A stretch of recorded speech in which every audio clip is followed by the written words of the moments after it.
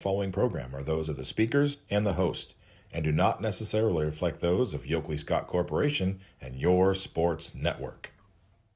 Yeah, I've been closer to Jesus before, so can you help me out? Oh, can you help me out? Am I on my own? Am I on my own? But can you help me out? Am I on my own? Am I on my own? Or can you help me out? Can you help me out? I've been scared to look in my soul.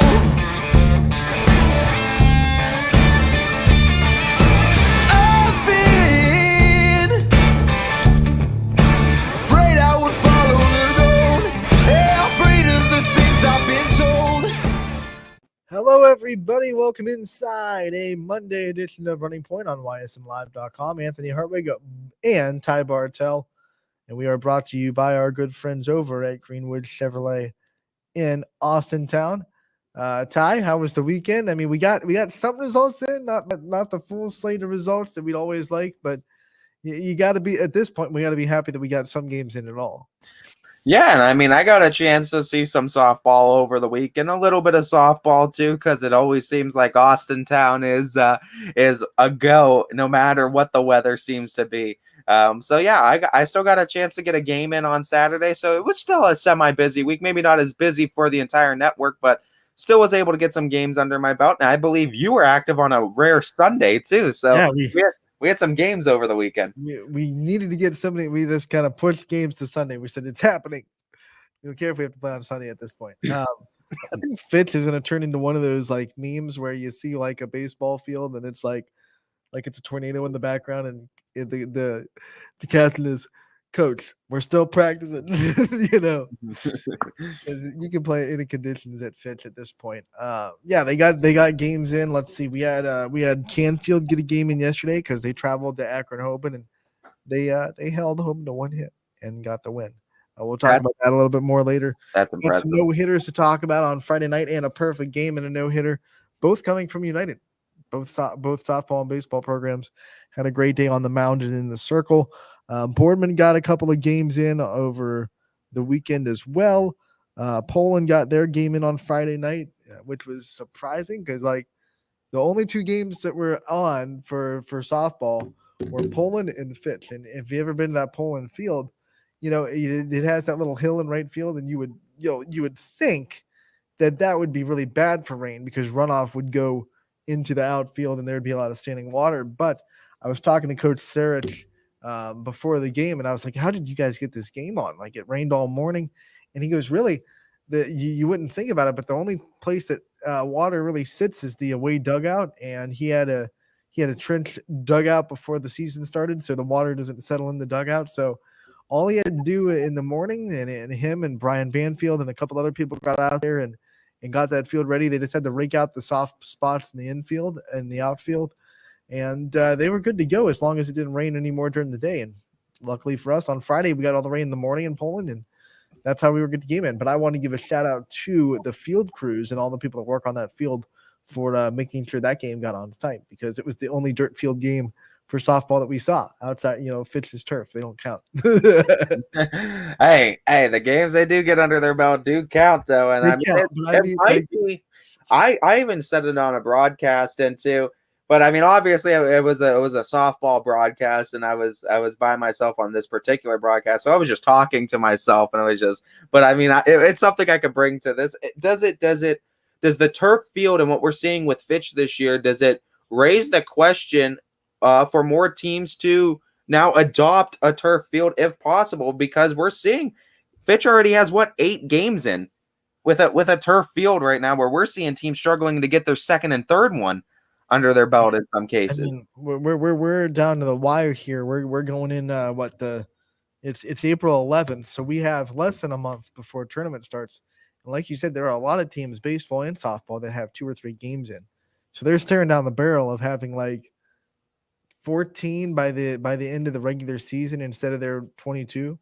I know, but I know Fitch those is gonna old be standing timers there. are going to hate the dirt field. Or Fitch is going to be standing there like, hey, I think you said it best right there. I think there are people that are stuck in that old times and said that they want to play on that dirt field because that's what softball is supposed to be. And you look at all the big Division I, schools, and they have dirt fields in the nice facilities.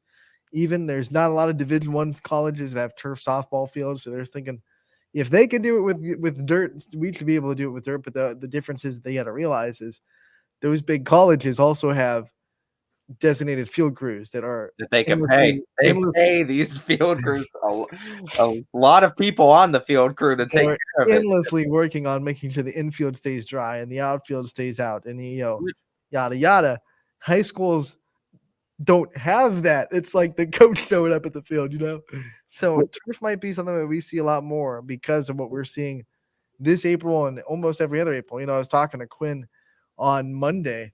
The only April that we saw really nice weather throughout was that April 2020 where we had COVID and we couldn't play anyway.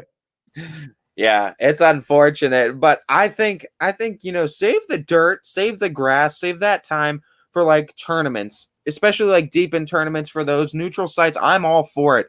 I'm all for it when you can upkeep it like Bobseen Park does. When you can upkeep a field like that, I'm all for the dirt and grass. But I think the turf, honestly, what we're seeing in the area might be the way to go because at least in just my experience with seeing it with Fitch, they've been able to get a lot of games in where every other game in the area was canceled, but Fitch is still playing that night. I was talking to some of the Poland players, and you did the Poland Fitch game, and you remember that play in the outfield that scored, I believe, 3 runs for Fitch or 2 or something, where Connie Cougars came in and it just kind of went from bouncing to rolling really quick, and it got under her glove and it went to the wall, and they ruled it an error. But it's one of those things where they were telling me, and they've played on their football turf before because it's been bad weather, stuff like that.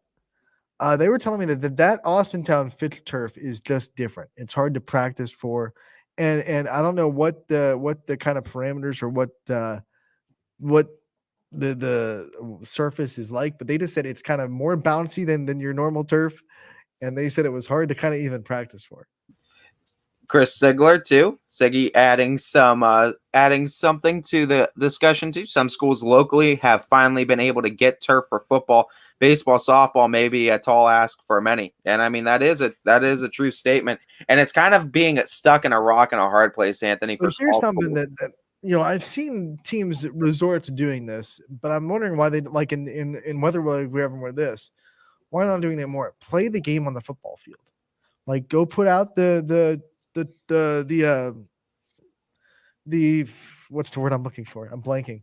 The portable fences in the outfield and just play a game on the football field. Put the base pass where they're supposed to be and play a game on the football field. We've seen South Range do it before. We've seen some teams practice. I mean, I don't think there's anything wrong with it just to get the game in, right? I mean, it's basically like playing at Fitch.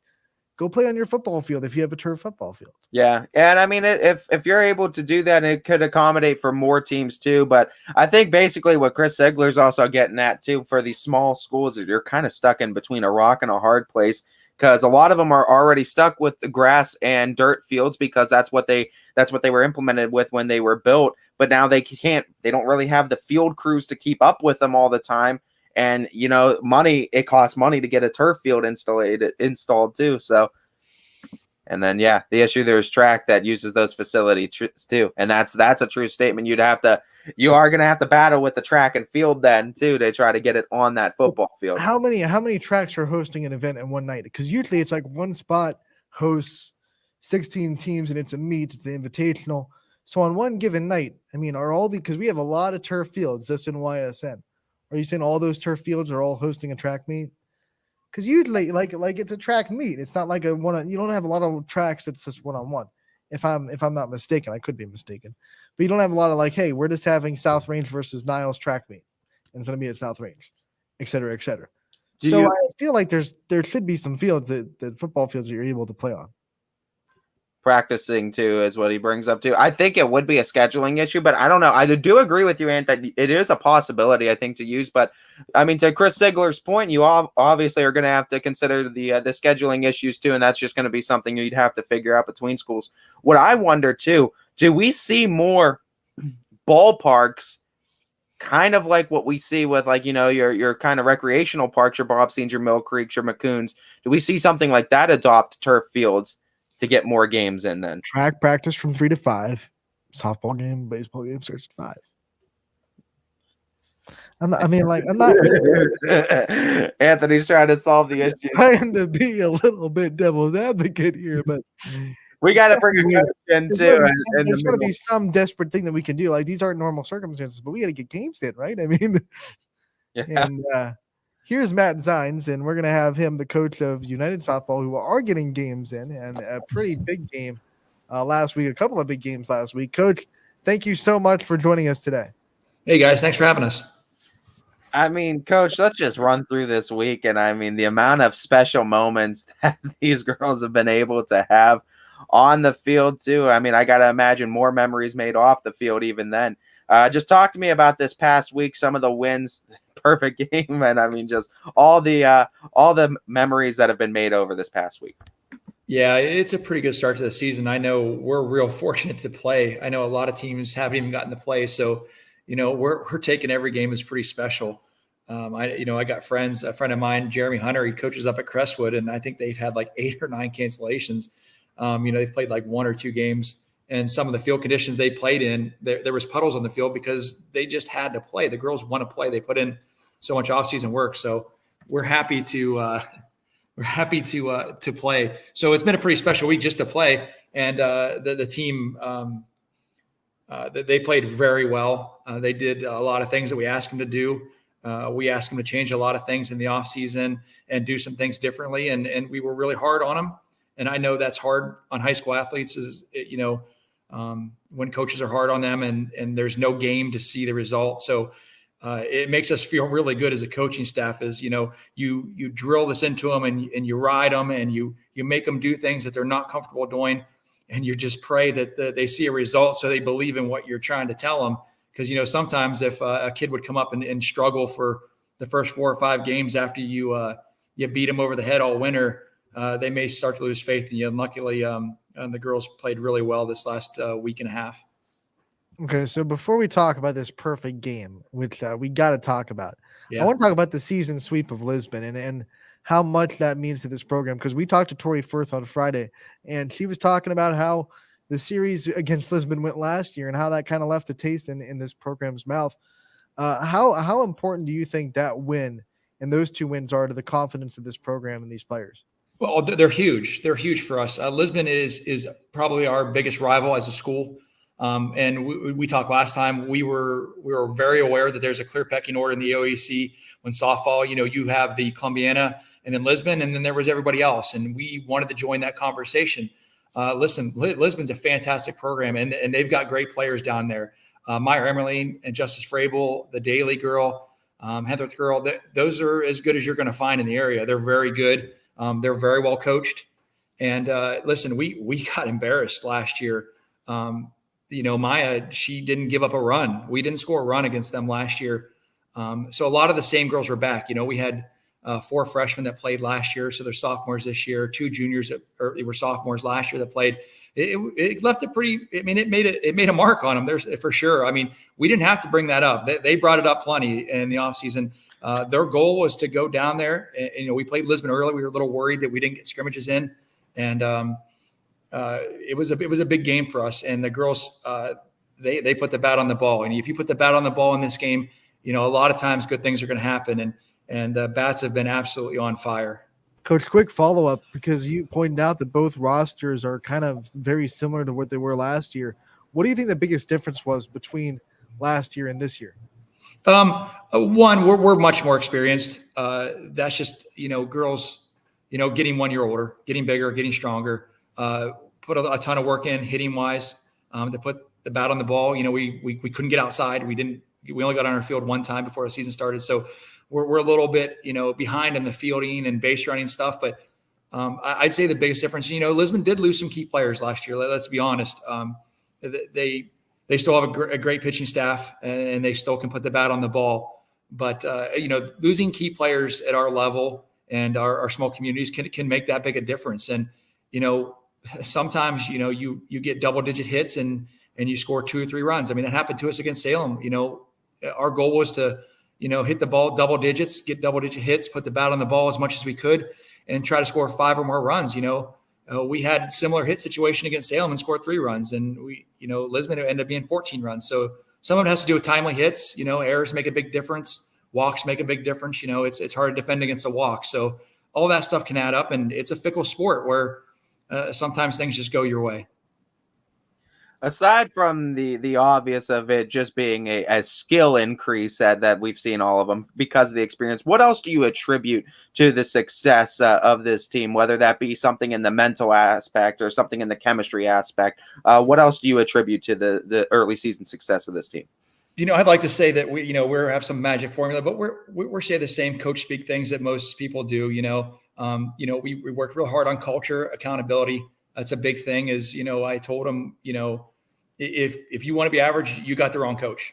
I don't know what your transfer options are, but this coaching staff, we talked before the season and said we're just not going to allow that to happen, no matter what it takes. And everybody's going to be held accountable the same. And if that means that great players have to sit because of something they're doing or refusing to do that we expect, so be it. I think that we made that very clear in the offseason. I think but we do the same coach speak things. We always say, how we do one thing is how we do everything. So we try to do everything with the best effort, and we strive for perfection. We know it's not achievable, but we try to give a perfect effort, and we try to do everything with purpose. Like we want to run bases and hit and field and pitch and catch with purpose, but we need to do it with poise. And I think we've worked really hard on the mental aspect and telling these girls, it's a game of peaks and valleys. And for everybody, even the best of teams, we want to try to extend those peaks and then try to drag ourselves out of the valley as fast as we can and make those as small as we can, but they're all coming. Peaks and valleys are coming for everybody, including us. We don't see the word perfection used a lot in the sport of softball, but you guys got to see it used on Friday with the perfect game from Tori Firth. I mean, I was feeling like that we had her on a day early. We had her on that morning, and there you go. Talk about what it was like to be a part of that moment and to kind of soak in that moment as a perfect game, something you don't see too much in the sport, and how special it was to you to see not just Tori, but I mean, that's a team achievement. So to see the team kind of celebrate a perfect game.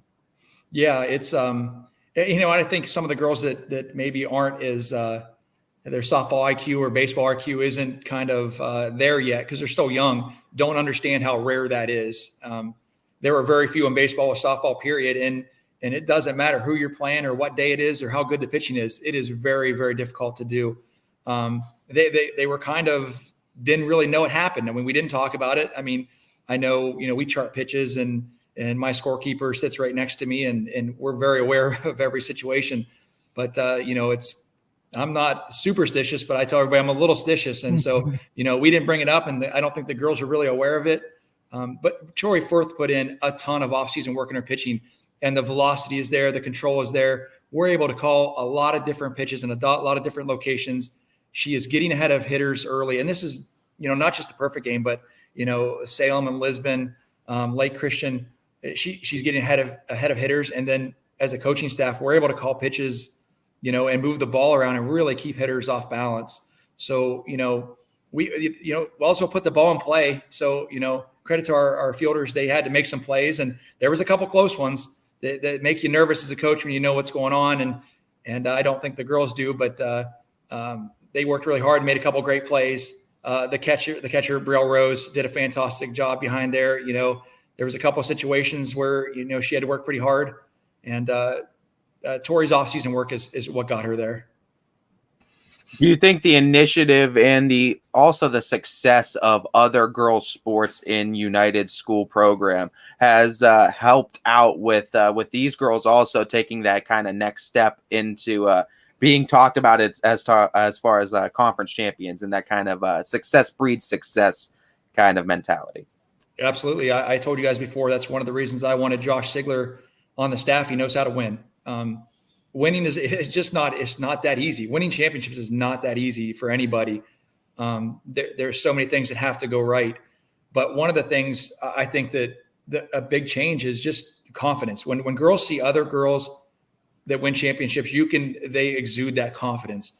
And boy, baseball and softball, there is no sport you need more confidence in than that. As a hitter or a pitcher or whatever, I don't care how good you are. If your confidence is shaken, things just don't go right. So, the basketball girls, even the football team, they've won championships.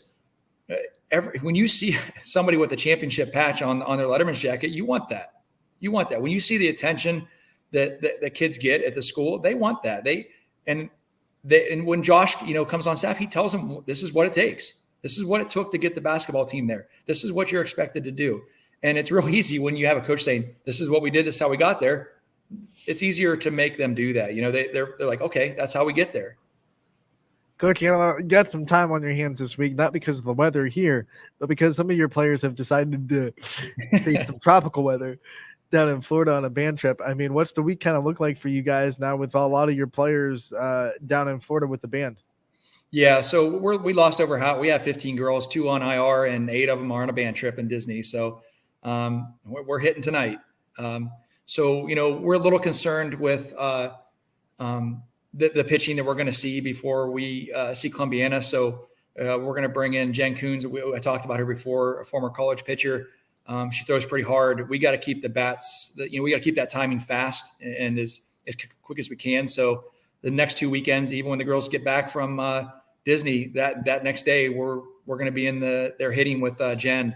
But we're going to practice this week. We still got a lot of things to get ready to compete at the level we want to be at. We're not where we want to be. We're hitting the ball really well, but base running is still an issue. Little things that we need to do. I tell the girls all the time, there's these little things that, a girl goes 3 for 4 and then is upset, when you pull them aside and say, hey, you didn't do this well. You didn't do that well. They're like, well, I went 3 for 4 and we won 14-1. But like I said, if we want to be average, you got the wrong coach. These little things are what ends up being a 3-4, a 3-2 win versus a 2-3 loss. So we're in the gym this week. The early season success of you guys. Now I have to ask, what does the message become for the girls that take the trip? Do you kind of tell them to keep the sport in the back of their mind, or do you tell them put it away and we'll pick it back up when you guys get back? Well, I think it's going to be hard for them to keep it on their mind, but we're having a good season and having a good start. I think that helps keep it in their mind a little bit. They all kind of are rooming together and riding together and stuff. So listen, they're not going to be able to, go out in the yard and throw 40, 50 pitches and set up a tee and a net and work on the swing holes. But hopefully it is in their mind, and we stay fresh. The biggest thing for us was, hey, stay hydrated, eat well, try to get some sleep. Don't come back just beat up from Disney World, because I've been to Disney World and it felt like you're in a 10-ring bow. It's 90 degrees down there and it's 50 here, and they're walking around all day doing stuff they don't normally do. And so just coming back and trying to be fresh, because we go right into 6 games that first week. So it's going to be a little bit of a challenge. Yeah, here comes the final stretch of the softball season. A lot of teams are going to be trying to squeeze as many games in as possible before the tournament. Coach, thank you so much for your time and giving us some insight into this great start for United Softball. We know we had you on to preview it, but now we got a little bit more than a preview, right? So we got some games to talk about. Yep, that's good. That's good. At least we have some games to talk about. That's good. Coach, we of course wish you the best. I have a question in the comments before we let you go from Chris Sigler. Oh, geez. What's fancy? Oh, what's Tigger? Tigger's my favorite.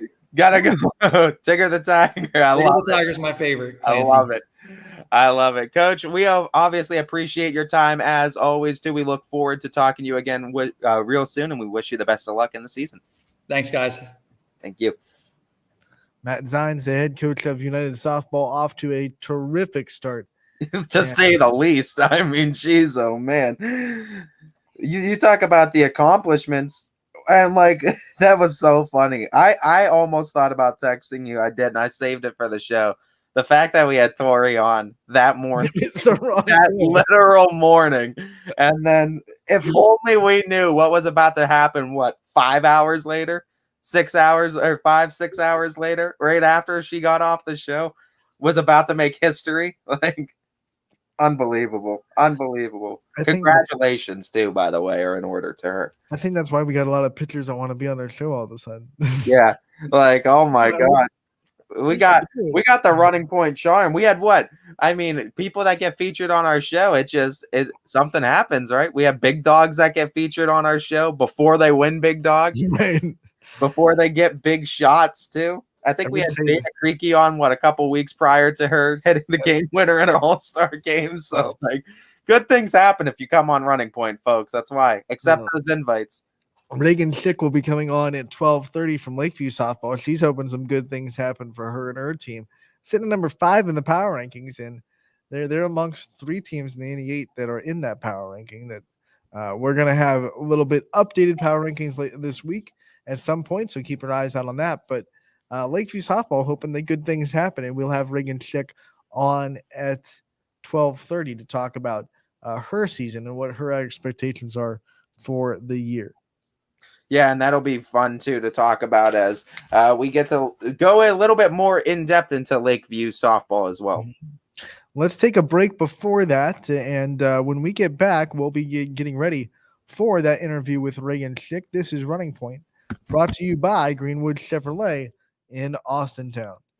New things happen all day. Some are good, some not so good. In today's complicated world, while you're busy working, playing, and living life, we're busy helping you make sense of the day's news. And there's only one place where it comes together with clarity, context, and accountability. It's 21 News at 6 with me, Madison Tromler, and Derek Steyer. 21 News at 6. It's what the day's news really means to you. Welcome home to a home made homier with Baird Brothers Fine Hardwoods.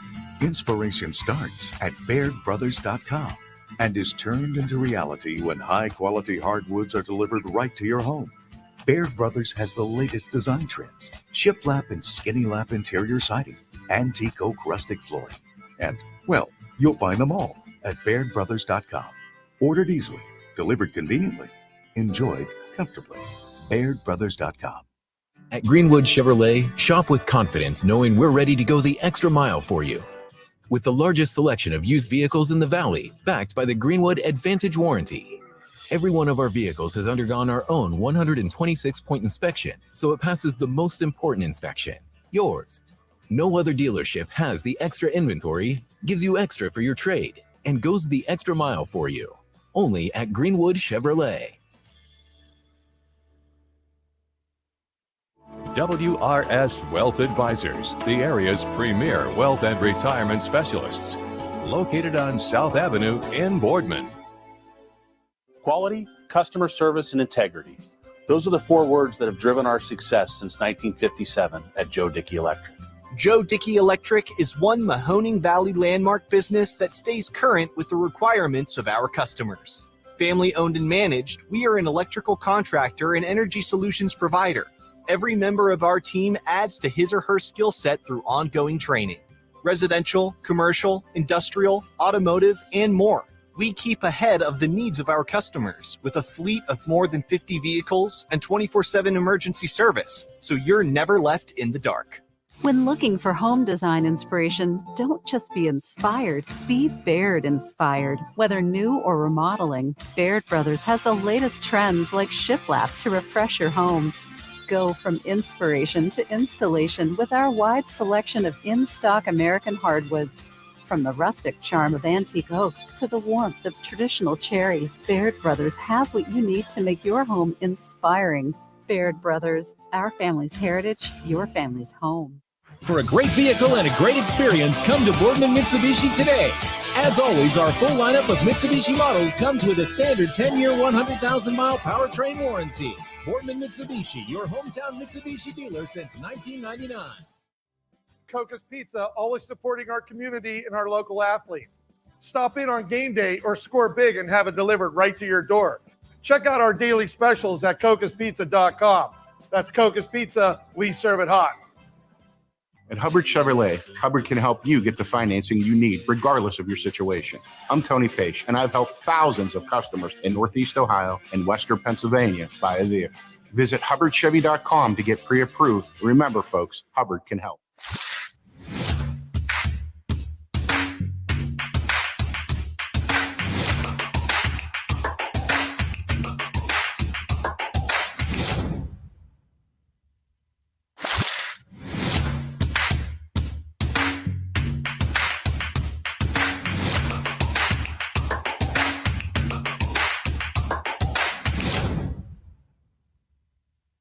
You're not waiting to see what the world has in store for you.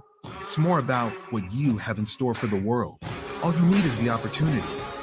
All you need are the resources of a large university and the advantages of a personalized academic setting where you can experience new worlds in the arts and sciences, business, and education and make them your own.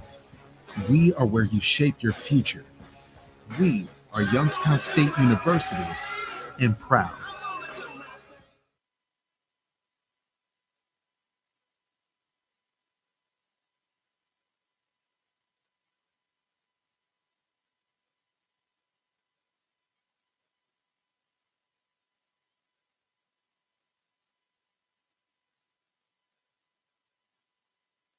Welcome back to Running Point on Ysn Live, brought to you by Greenwood Chevrolet in Austin Town. Anthony Hartwig alongside Ty Bartell, and we are going to be joined on Running Point by one of the standouts of Lakeview softball who finds themselves on our power rankings currently in the Week 1 power rankings.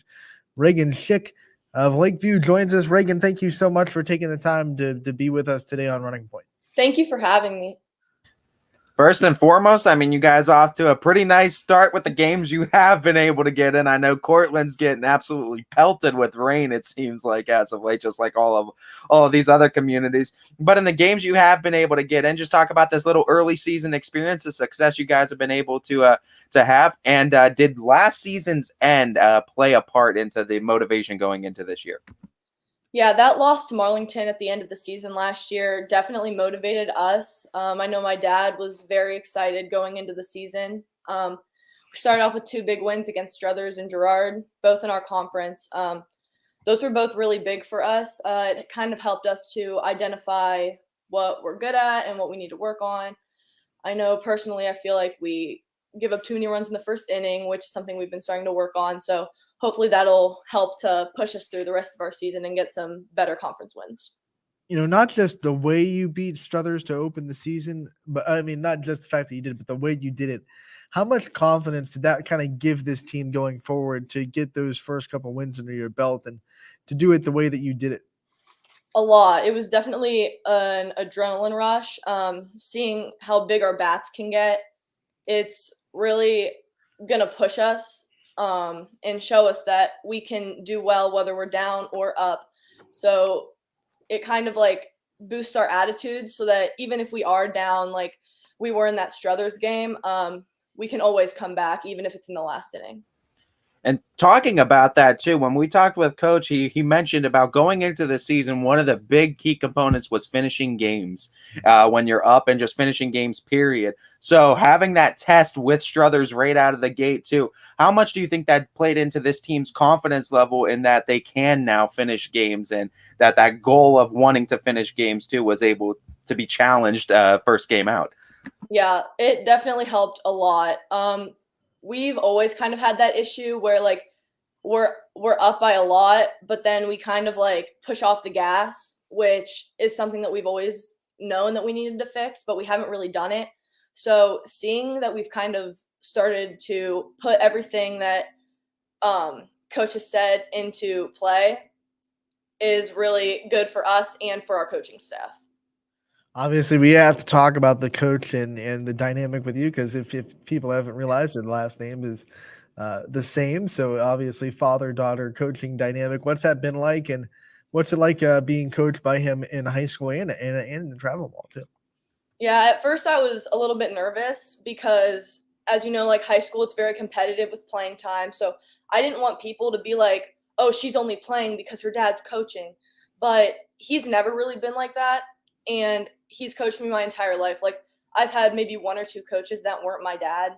And going into high school definitely was a little bit nervous, but these past 4 years, having him as my coach, I would not trade it for anything. Like it's been such a great experience because it's different than what everybody else experiences.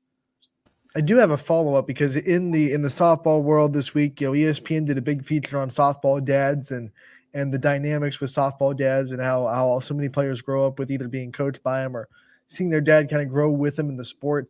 Did your dad already kind of get into softball, or did you guys get into it together as you started to grow in your love for the sport? We definitely got into it together.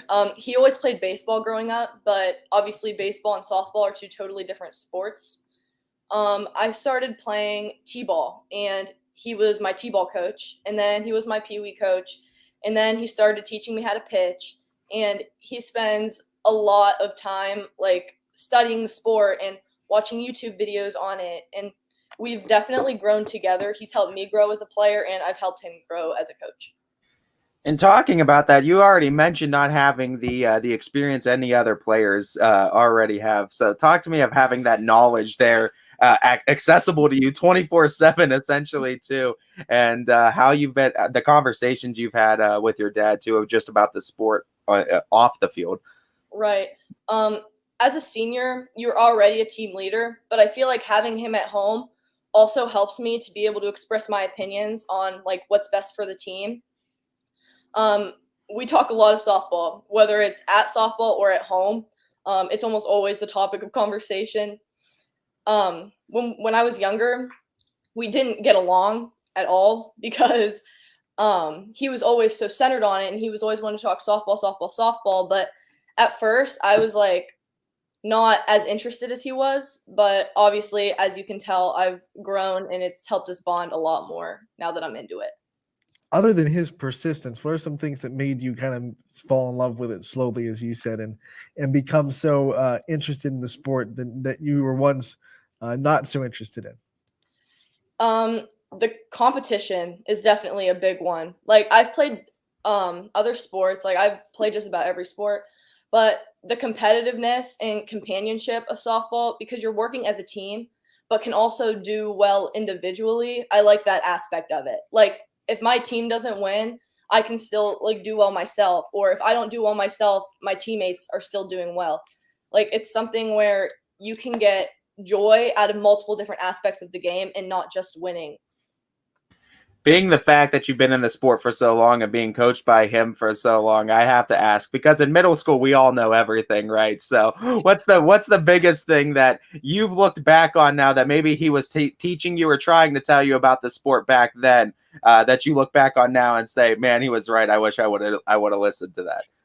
Definitely being able to suck it up. I was a crier, a big crier when I was younger. Like I would strike out and like bawl my eyes out every time. Like it was actually embarrassing.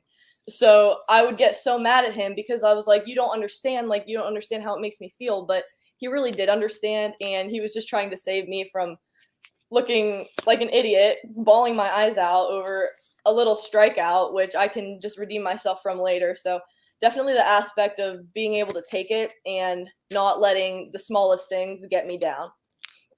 Being able to take failure is a big moment of being successful in this sport. You have to be able to handle it because, as we all know, softball can humble you really quick. It's a game of failure. What are some of the things that you've used to mentally grow and to kind of be that mentally tough on the softball field and be able to handle those times in your career that, maybe you're not hitting your spots the way you want to, or you're not swinging the bat the way you want to, and it's just one of those lull periods? Yeah, it definitely took me a long time to get to that point of accepting that failure happens in the sport of softball. I think the main thing is I just had to tell myself, like, it is what it is. Like, if you have a bad game, that doesn't mean you're a bad player. You can easily come back the next game and do well. Like, in that Struthers game, I definitely struggled at the plate. I maybe had one solid hit the entire game. But then that Girard game, I definitely came up, stepped up, and got my composure together to be able to succeed at the plate again. Being one of the senior leaders of this team, I got to ask what steps you took to kind of fulfill that role of being a leader for this team, and maybe some of your role models that you looked up to prior to. Yeah, it was kind of hard coming into this season. We thought we were going to have probably 5 to 6 seniors, but we ended up only having 2, which obviously had made me have to take on an even bigger leadership position than I thought I was going to have to. I've always been a verbal player, but I find it kind of difficult sometimes to know how to motivate the team to do better. The people I've looked up to ultimately are like the past seniors. Like last year, Olivia Kelm was our senior. I've been playing with her since my freshman year, and she was a great leader on the team. Kate Kelm, my freshman year, and BD Titus, they were both great leaders. So I tried to take their positivity and motivational aspects and put it into my leadership position. Let's get to know you a little bit before we let you go. What is the one thing pregame that can get you really juiced for a game, whether it be a music, song, someone telling you something? What's one thing that gets you hyped up and ready for a game? Music is a huge one for our whole team. We always have our speaker going. We have a good playlist full of like a bunch of our childhood favorite songs. So my personal favorite is Beauty and the Beat by Justin Bieber. Always gets me going. Would that be your walk-up song? I think so. Yeah. Yes.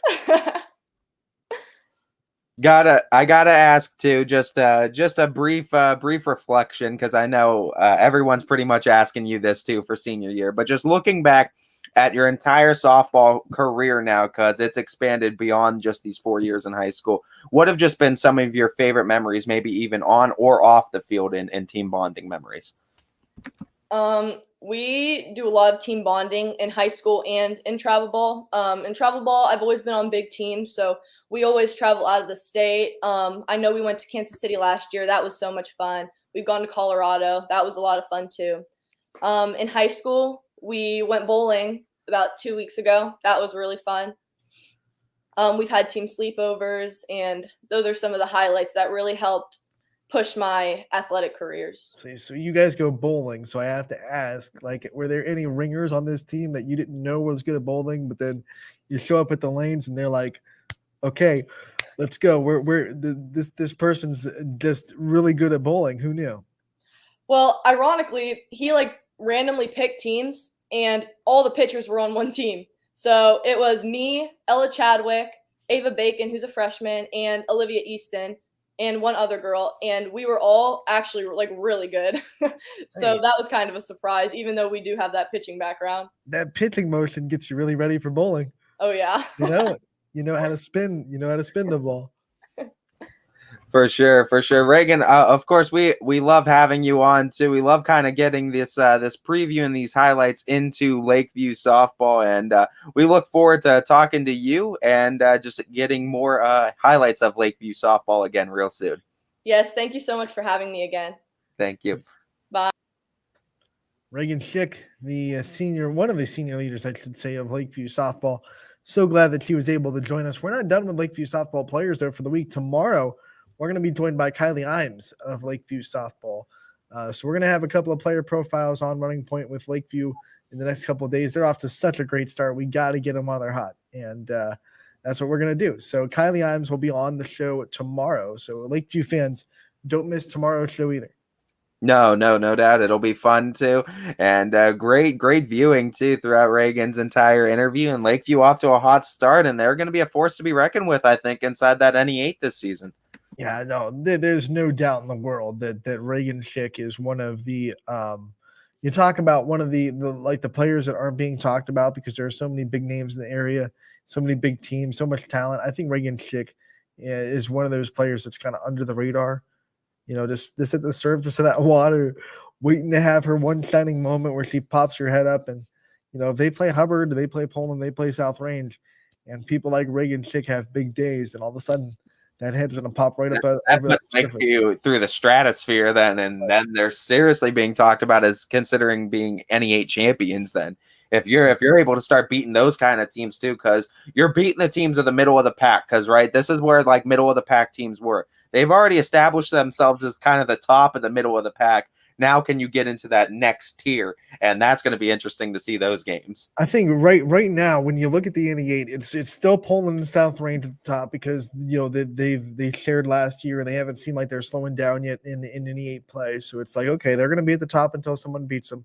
But then right below them in that second tier, you got Hubbard, who's really putting on a show, and then you have Lakeview right there. Just Lakeview, I think, has definitely gotten themselves into that conversation with Hubbard as like wild card teams now for this NE8.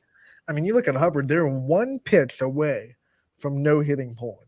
That's incredible, too. The only problem was that one pitch, that one pitch was walk-off home run. 2-run shot over the fence. One of those things like one mistake, one pitch left a little bit too far over the plate by Mary Brandt, and all of a sudden you lose a game 2-1 in a game that you probably feel like you should have won or you could have won. You had opportunities to win. Obviously, it's a big game. It's 7 innings. You could have scored more. There are a lot of things that could have gone into it. So I don't want to put a microscope under that one pitch and say, well, Haley Carrillo, you shouldn't have made that pitch. But at the same time, it's like that's a benefactor for Hubbard to say, you take that pitch away and you're no hitting Poland through 6 That's and a how third. fickle the sport is, With too. a 1-0 lead. So, I mean, they were on their way to win that game. So If you want a prime example of how unforgiving, how fickle, how upsetting this sport can make you, you go from making a little bit of history and no hitting a team to a 2-run walk-off shot. It went from a huge memory for you to a huge memory. Let's wash this away and never think about it again, right? Yep. I mean, can you think about what that story would have been like? Hubbard, no hits, the reigning NE8 champions. To start. Champions. Boom, definitely, hey, if anything, there's no doubt Poland got woken up with that too. And everyone takes Hubbard serious, I think, in this NE8. Outside of that too. I think Poland's had one bad game this season against Canfield where they didn't really play to their standard. That Fitch game, they were all telling me, and I don't know, you were there, they were like, man, we just wanted one more look at Sydney Watts, and they won those last 2 innings. They felt like they were starting to time. Sydney Watts didn't strike out a double digit. I think it was only 8 against Poland through 5 innings. So they were making contact. I mean, they were putting good swings on the ball. Of course, all players are going to say this, but they really felt like if they had one more appearance, like one more look at Watts, then they would have been able to get some solid battling. They felt like they were catching her up. Unfortunately, rain took that away, and it was 5 innings, and Fitch was already up 4-0, so they called the game. And then, three of those Fitch runs, I believe, were unearned. So Katie McDonald feels like she pitched pretty well in that game, too. And obviously, the very next day, they took their frustrations out on Chardon, and they beat the Hilltopper 7-1, who Fitch beat 7-0. So those are pretty comparable. Yeah, those two teams. And I think that's why too. When we see the power rankings out, I think both you and I, Anthony, for transparency, I think we both put Poland right back in that list for the exact reason. Let's we're not. These are not power rankings. These are just our votes. But I put Poland. They were what? They were 6 in week 1, or they were 7 in week 1. They were one of the two. Yeah, they were 7 in week 1, and I have them 6. Even though they lost 1 game. That's crazy. But when you think about how the other kind of teams did this week, and they beat Chardon 7-1, and Chardon's a really good softball team. That the only 2 losses are to Fitch and to Poland, Division 1, and they're going to be a thorn in that district. I think that win is more impressive than the Fitch loss is under impressive to me. Yeah, I mean, I think I kept them on the list too. I think I ranked them at 7, and I think it's just because some new names came up on fire on the list too. West Branch started catching a lot of fire and started really taking it to teams too. It's hard to decide what to do with champion right now because you're just not getting it. But I can't. For me, I feel like it's disrespectful to not feature them on the list. I have to put them on the list. That's one thing I struggle with was where do I put champion? What do I do with champion? Because we all know champion's just going to be a good softball program. We cannot take that away. They're gonna be good, but they've played 2 games, and it's like they're not getting games in. It's not their fault. But it's just what do you do with them? And I think I kind of kept them in the middle there, kind of one of those ones where it's like. You got to do that until these teams get at least a couple more games under their belt, and we can really get a good look on on where these teams are. And when these power rankings do drop, it'll be a fun conversation to see who's moved in and out. There's definitely been some movement, I would think, though, inside these power rankings after this first week. Not at the top, at least not for softball. I don't believe that. I don't think. I don't think so. I mean, until someone knocks Fitch off, too, you would think that Fitch is going in holding this spot. Sorry, but perfect segue to that Fitch game on Friday, their biggest test yet, because Glen Oak came to town and pushed them all the way to that 7th inning. Fitch was able to win 4-3 tie. You called the baseball game, but you got to catch, I'm guessing, a couple of innings or a couple innings. Yep. What did you see from that game? It was definitely up in the air the whole time. Fitch pulled it out 4-3. From what I was watching too, initially too, Glen Oak got up 1-0, and Watts was pitching from behind. Fitch able to get the lead 2-1. They tacked on a run, made it 3-1. Chardon on an error by Watts, a throw to third that sent it into left field, scored 2 runs, tied the game at 3 before Fitch finally retook the lead and closed the game out. And honestly, I was talking with Coach Ward a little bit after the game, and we have the post games with him and then the player of the game, Ali Foley. But talking with Coach Ward a little bit after and off air too, he was talking to me about it. He said this was a perfect kind of experience too for Coach Watts to kind of have to go, or for Sydney Watts to go through, because she needed to have that adversity. She needs to play those tough games, and she had to realize too, it was a freshman mistake too, is what basically it came down to. Just an error where it was a mental lapse, and it's going to happen. It's just, that's the sport of softball. But how you recover is the bigger thing. And she was able to recover. Fitch spotted her another run, and she was able to shut it down. And another big win for the Falcons over, I believe they were 1-2 going into that game, or 1-3 Glen Oak was, but still a Federal League team, no doubt a very good softball team that Fitch beat in Glen Oak. Fitch was able to win 4-3 despite 3 errors on the day. So very impressive to deal with adversity, like you said.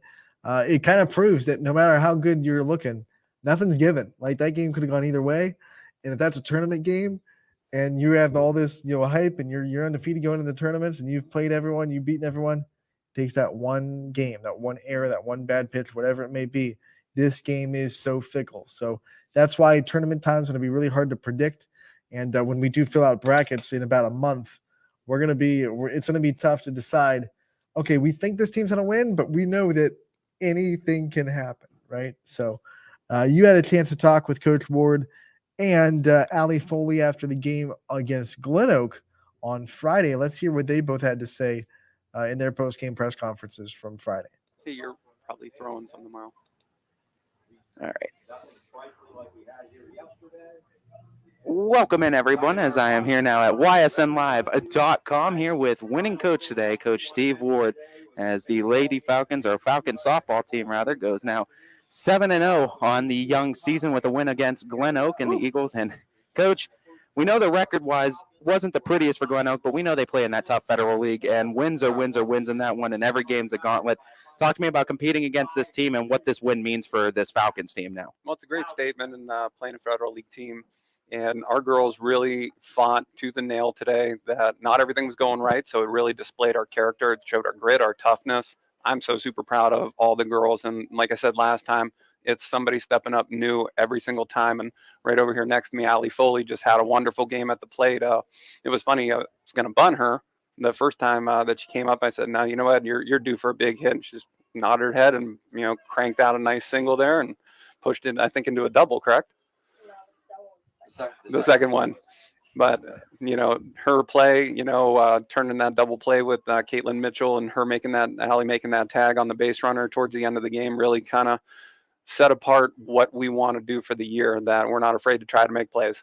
Yeah, and I mean, like, talking about that too, this is a game, I'd bid to say one of the first games where you guys have been challenged like this, tooth and nail. Every pitch means that much more.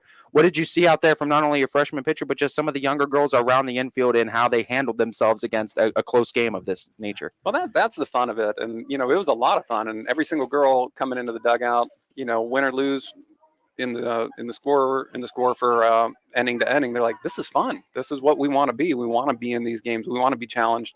And so as the game wore on, you just saw them kind of get that mental focus, that discipline of saying, okay, we're going to manufacture something. We're going to push something. we're here, we're going to do it. And it's a very strange calmness that this team has an ultimate belief that they're going to win.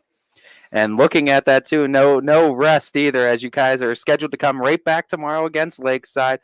Talk to me how you guys keep using this momentum, back-to-back wins and back-to-back days. How do you go 3 for 3 and 3 in a row? Well, each game is different. Each one, we're just taking it one day at a time. We're thankful that we get an opportunity to play. It's going to be a little chilly, and I think that's just going to make us appreciate the warmer weather when we go down south here the following week. Yeah, that will certainly be exciting too. I guess final question for you, Coach. Just highlight this this trip down south. What you see it as a bonding experience for these girls, and how excited you are to have this trip. You know, how could you not have fun with all of your friends going down there, playing one game a day? We get the opportunity to play in the morning, and then they're on the beach, they're getting ice cream, they're going shopping.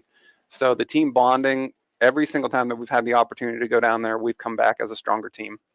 As we'll look for that as well too, Coach, as you guys are now 7-0, number 1 ranked on the softball power rankings for YSN. Catch them tomorrow, 1 o'clock in a Saturday matchup against Lakeside. Coach Ward, thank you so much. Ty, thank you. Thanks to YSN for always covering all the sports in the area. We truly do appreciate it.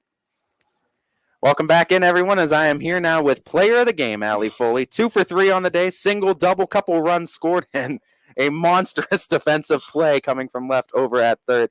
I guess let's start there at this defensive play, because looking at it in the grand scheme of things, that's a huge play in icing this one.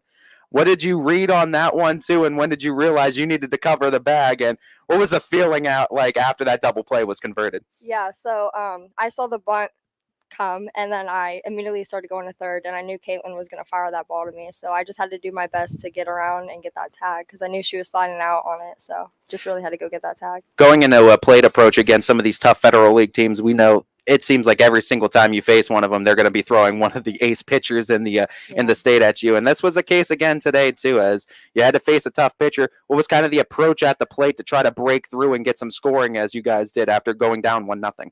Yeah, I noticed her first pitch was always the strike. So the first 2 at bats, I swung at the first pitch and got that hit. So I just wanted to take advantage of the good pitches and really just drill them. Talk to me about the maturity of some of the younger girls on this team and how you guys are able to kind of take those runs with stride. There was 2 times in this game, or excuse me, 1 time where you guys trailed in this game and another time where they came back and tied it 3-3.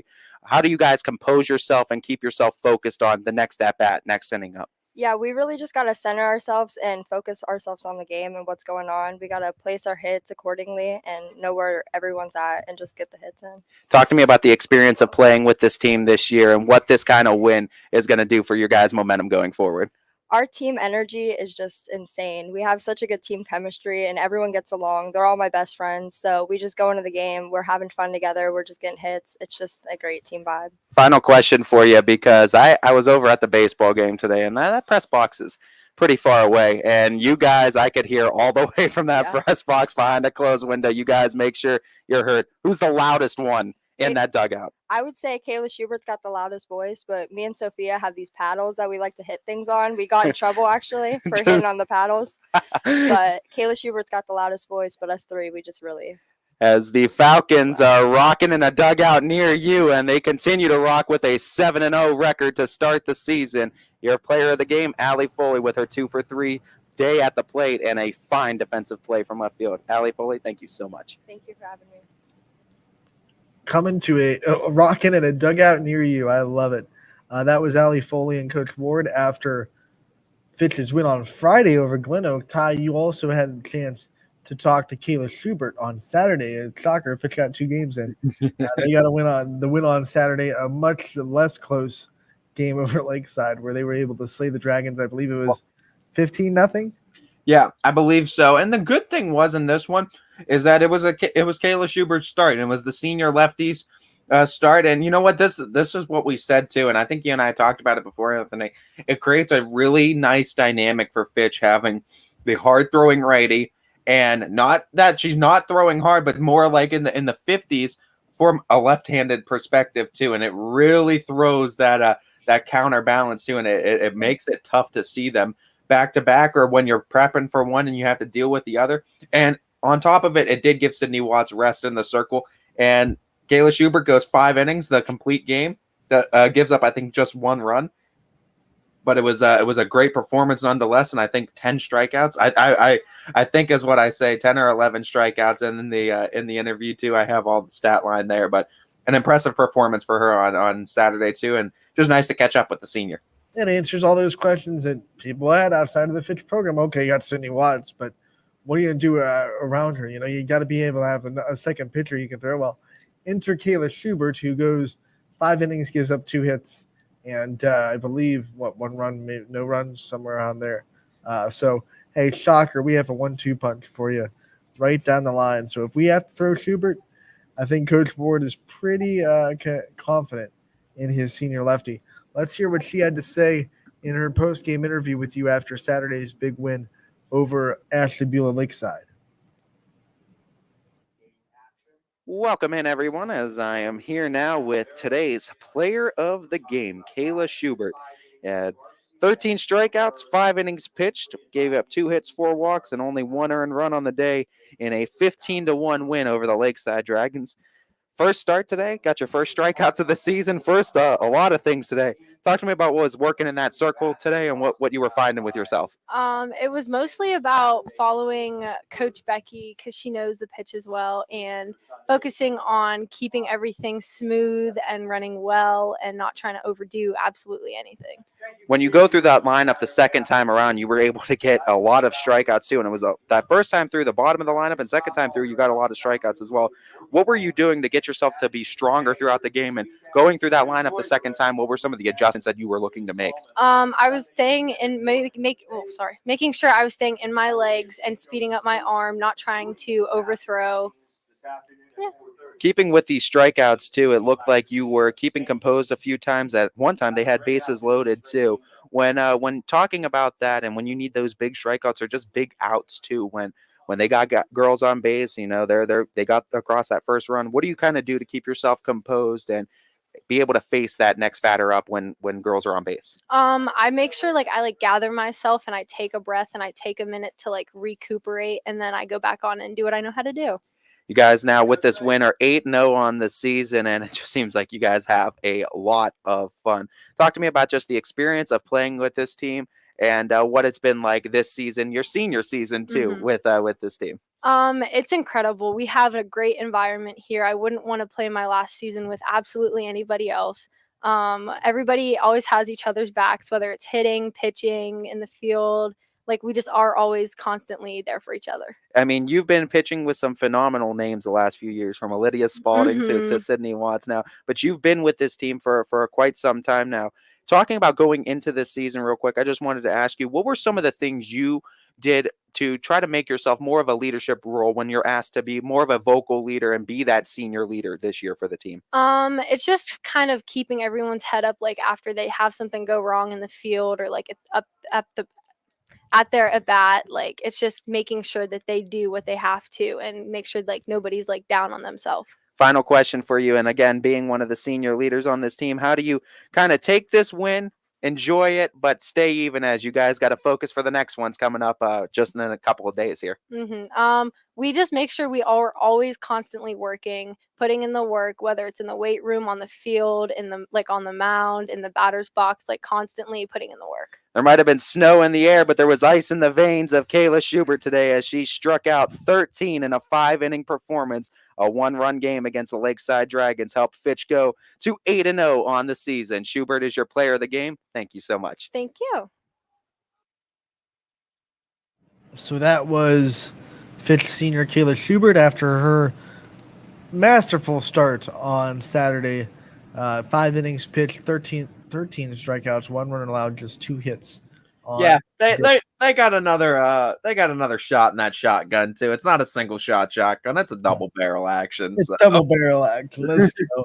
From the right side and from the left side, fittingly enough too. So yeah, they got Schubert too. That'll lock things down from the other side. And no, it was great to see the lefty have a great performance like that too, and one of the senior leaders that has been that kind of bridge too between Lydia Spalding and Sydney Watts too, that bridge in the circle that's had experience with both pitchers now and could kind of carry that knowledge too, and been with the program a long time. I think it's great that Sydney Watts has Kayla Schubert in that circle with her. Ty, let's go over a couple other finals from the weekend. During that Friday, you were at the baseball game. You broadcasted that one, and Ursuline was able to knock off Fitch 5-2 to give the Falcons their first loss of the year. Tell me what you saw from Ursuline and what they were able to do so well to pull off the win in Austin. Well, to preview this, the player of the game was Andrew Carrillo. He pitched so damn good that I just went ahead and did a whole player profile with him too. So I felt like 2 minutes didn't do him enough justice. So we did a whole player profile with him. We talked a little bit about that game, but it was him. He shut him down. He shut this Falcons this offense down. They were going in. Fitch went in undefeated, and 5 innings pitched, 10 strikeouts. Left-handed pitcher, and I think 3 different times, 2 times for sure in the first 3 innings, second and third base occupied and didn't allow a run to score.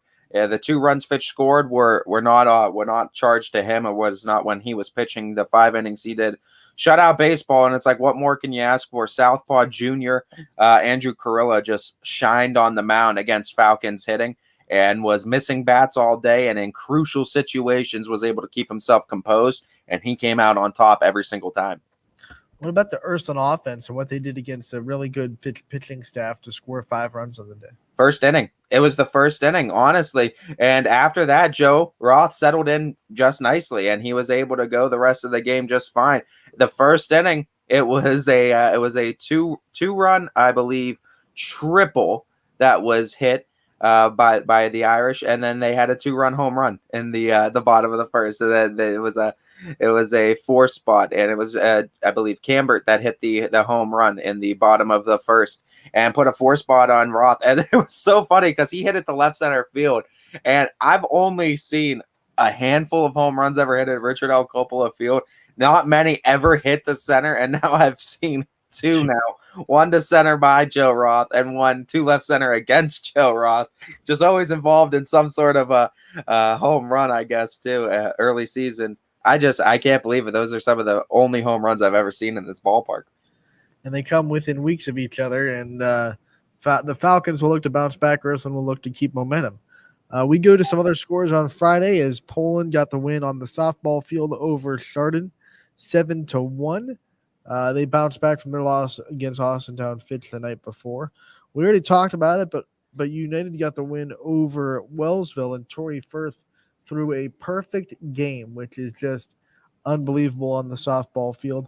But she wasn't the only United pitcher that shined, because Trent Newburn threw a no-hitter against Wellsville on Friday night as well. So not only did softball get a perfect game, baseball gets a no-hitter against Wellsville. United Baseball gets the 14-1 win over the Tigers. Louisville dropped the softball game that they had against Massillon Jackson, another Federal League team that we're going to be talking about a lot. It seems like 5-0 they lose to the Polar Bears on Friday night as well. And we have one more score, I believe, on Friday, if I'm not mistaken. Nope, that was it on Friday. So one more. I was right. West Branch beat Poland on the baseball side of things 11-10 on Friday. So we go to Saturday. Boardman split a doubleheader with Aurora. They lost to the Greenmen. Sorry, the Aurora Greenmen 9-7 in game 1, and then they beat Aurora. It was 3-2, I believe, in game 2. Tori Shrines threw a very good outing in game 2 to get Boardman the Saturday split. Austintown Fitch softball won on Saturday as well against Lakeside. We just heard from Kayla Schubert about that game. Canfield got the win over Hoban Saturday on the baseball diamond. They got a big win over Akron Hoban, which I believe is the reigning state champions. I believe we said that before. Yes. Yep. And that's huge. That's a huge win for Canfield. You want to make a statement too. I got a chance to see Hoban, and they went toe-to-toe with the state Division 4 state champions in JFK. And Hoban's pitching looked phenomenal too. JFK was able to get guys on base. I believe they had 9 guys on base reach, but they couldn't get them to score. Canfield obviously capitalized on it, but the impressive fact, because Hoban was able to hang 6 on JFK, the fact that Canfield pitching just axed. Like, no, denied any offense to Hoban. That's impressive. Combined, they gave up 1 hit. And that recap and the story can be found on ysnlive.com. Then yesterday, Ursuline wanted so desperately to get at least 2 games in for this Joanne Kernan strikeout cancer tournament that they've had for the last several years at Mukun Park. Obviously, it's a very truncated version of what's usually there. It was supposed to be all weekend long. Mother Nature got in the way of it, so they could only get 2 games in. They were supposed to get, I think, maybe 10 games total in the weekend, and now they had 2, but it was a great 2 for the Irish as they won both games of a doubleheader.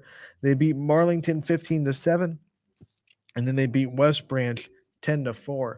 So the Irish offense is alive and well, and even though they lost the YSN Offensive Player of the Year from last year in Julia Nutter, they are not missing a beat at the bats as they scored a combined 25 runs in 2 games on Sunday to get the Sunday sweep over 2 really good teams in Marlington and West Branch. Kind of the EBC sweep, not just the Sunday sweep. And Ursuline and South Range are still ranked very high. Right there. They're right there. Champion. Like, these teams have to go through each other in that tournament is what's ridiculous.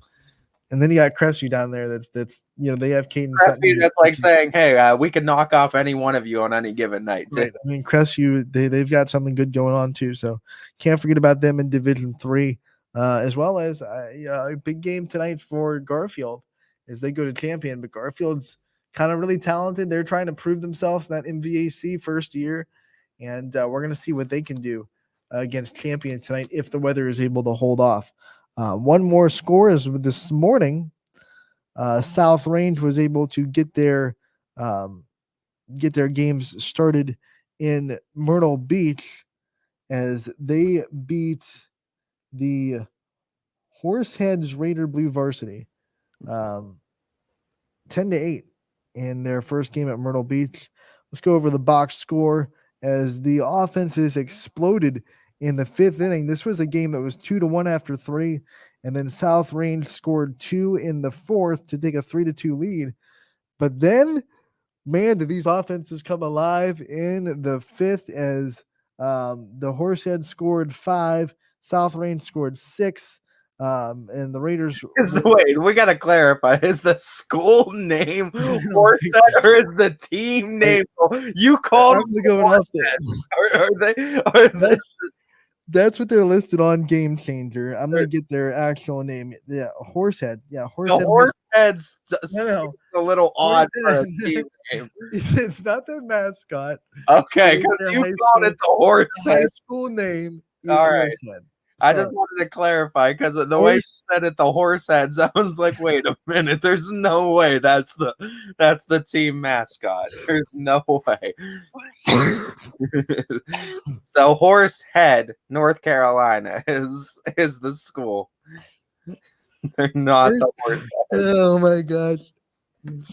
Yes, Horsehead, North Carolina is the name of the school. They are not the Horseheads.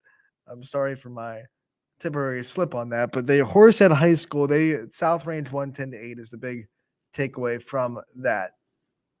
Yeah, big win too, and like you said, offense is coming alive in the latter innings, and I mean South Range just winning a slugfest to cap off a win early in the morning in day 1 in South Carolina too. So now enjoy the rest of the day with a win.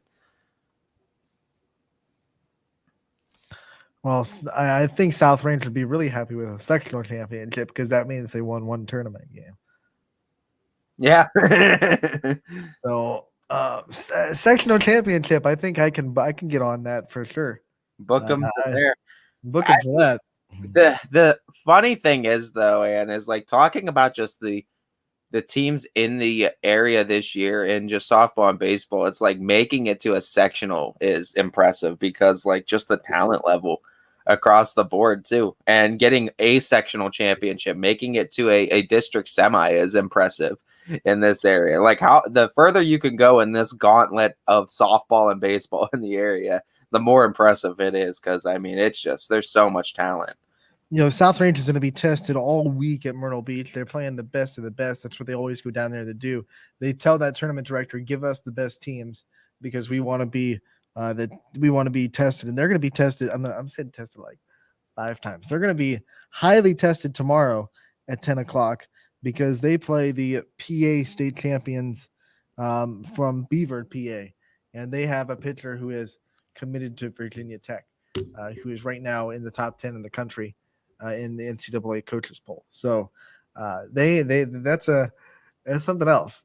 Tip off the old cap to this pitcher. Shout out Beaver. I mean, tip of the cap. And then, Beaver is also coached by Coach DeRosa's niece. So there's a little bit of family connection there. I'm sure he's going to have some jawing and some friendly trash talk before the game. And remember, he said in his coach's corner earlier this season that they've been kind of jockeying for a chance to play each other all year. So now they finally get it tomorrow at 10 o'clock a.m. in Myrtle Beach. It'll be on ysnlive.com. I mean, DJ is down there with them. This question raises up to, what do you think is a dark horse team to make a run in the tourney in D3, both softball and baseball? And it's like, I mean, is there really any dark horses, though? I mean, obviously in D3, on both baseball and softball, you're looking Champion, Ursuline, and South Range, I feel like, are always going to be talked about in baseball, softball. I guess my dark horse in Division 3 would be Crestview.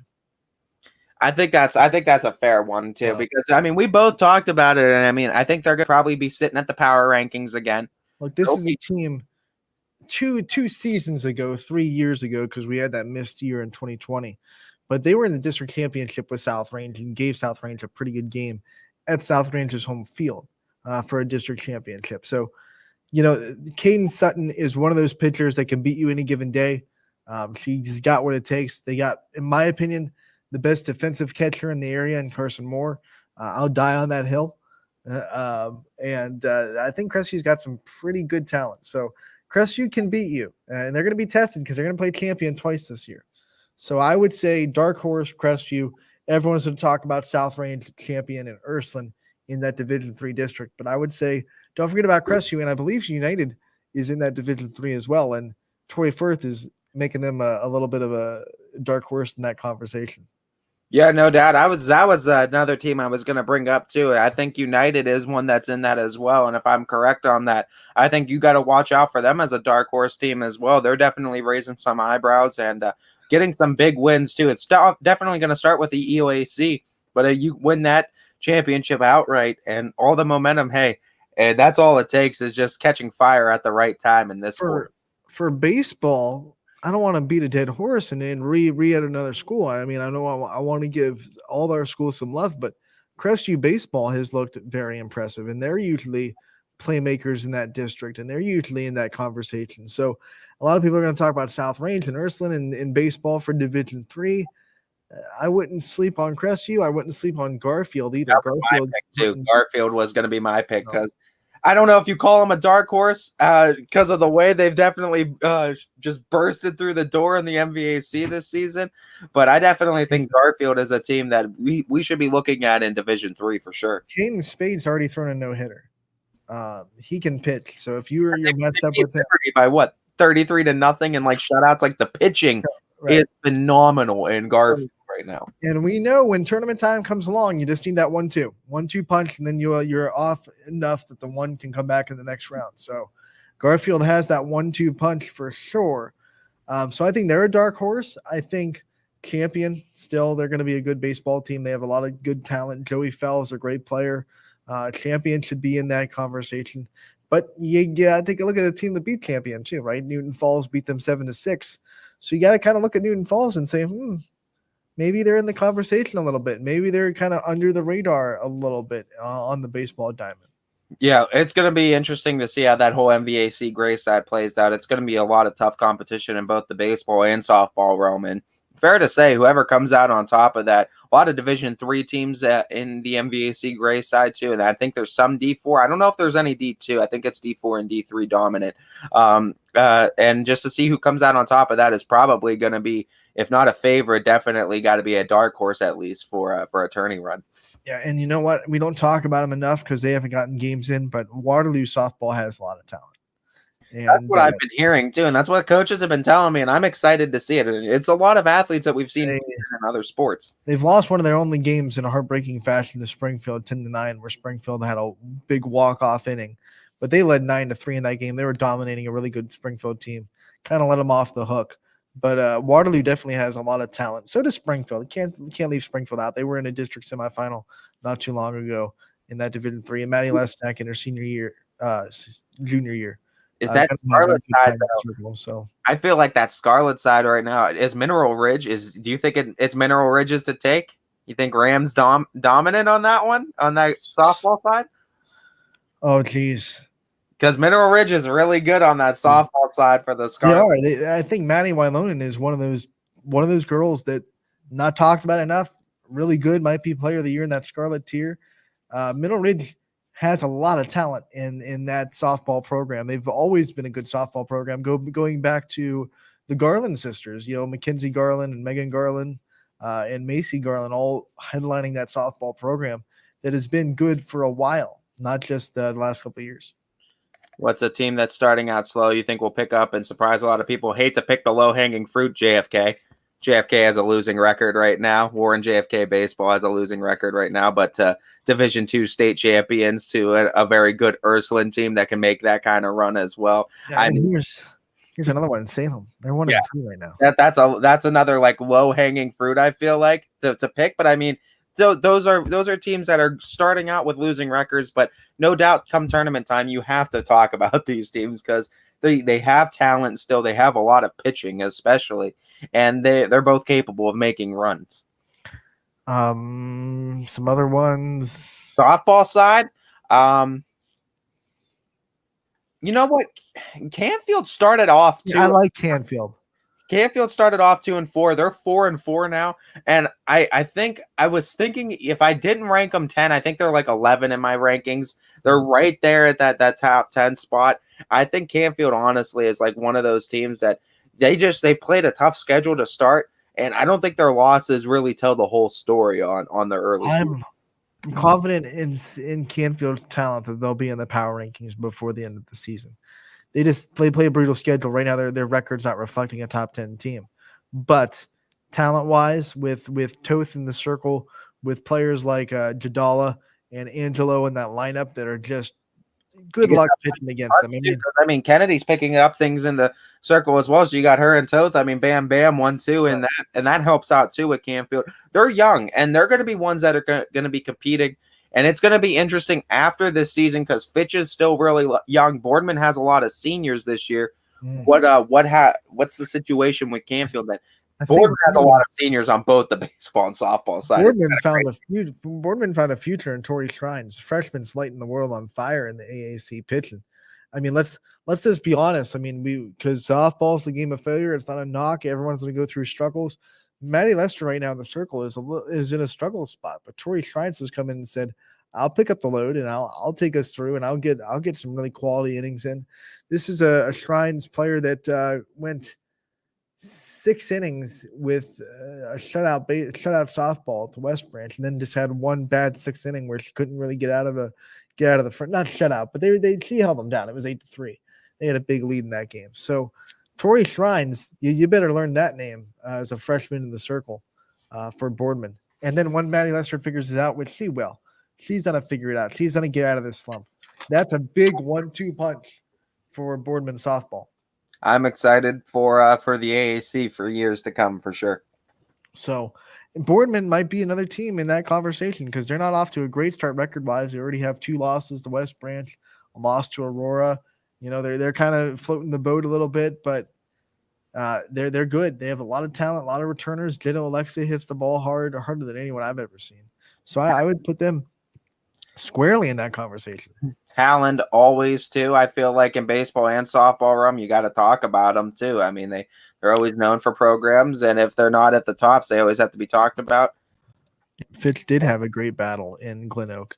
I think that was a good test. It's more just, I mean, that's the games you need to schedule, and you need to beat those kind of Federal League teams because you're probably going to see them in those tourneys. You know what I liked about that game, Ty? It wasn't, I mean, props to Glen Oak. They put the ball in play, and they were doing what they should have been doing. They stayed away from a lot of errors. But at the same time, Fitch had to get out of their own way a little bit. They had to kind of master some adversity that they put themselves into.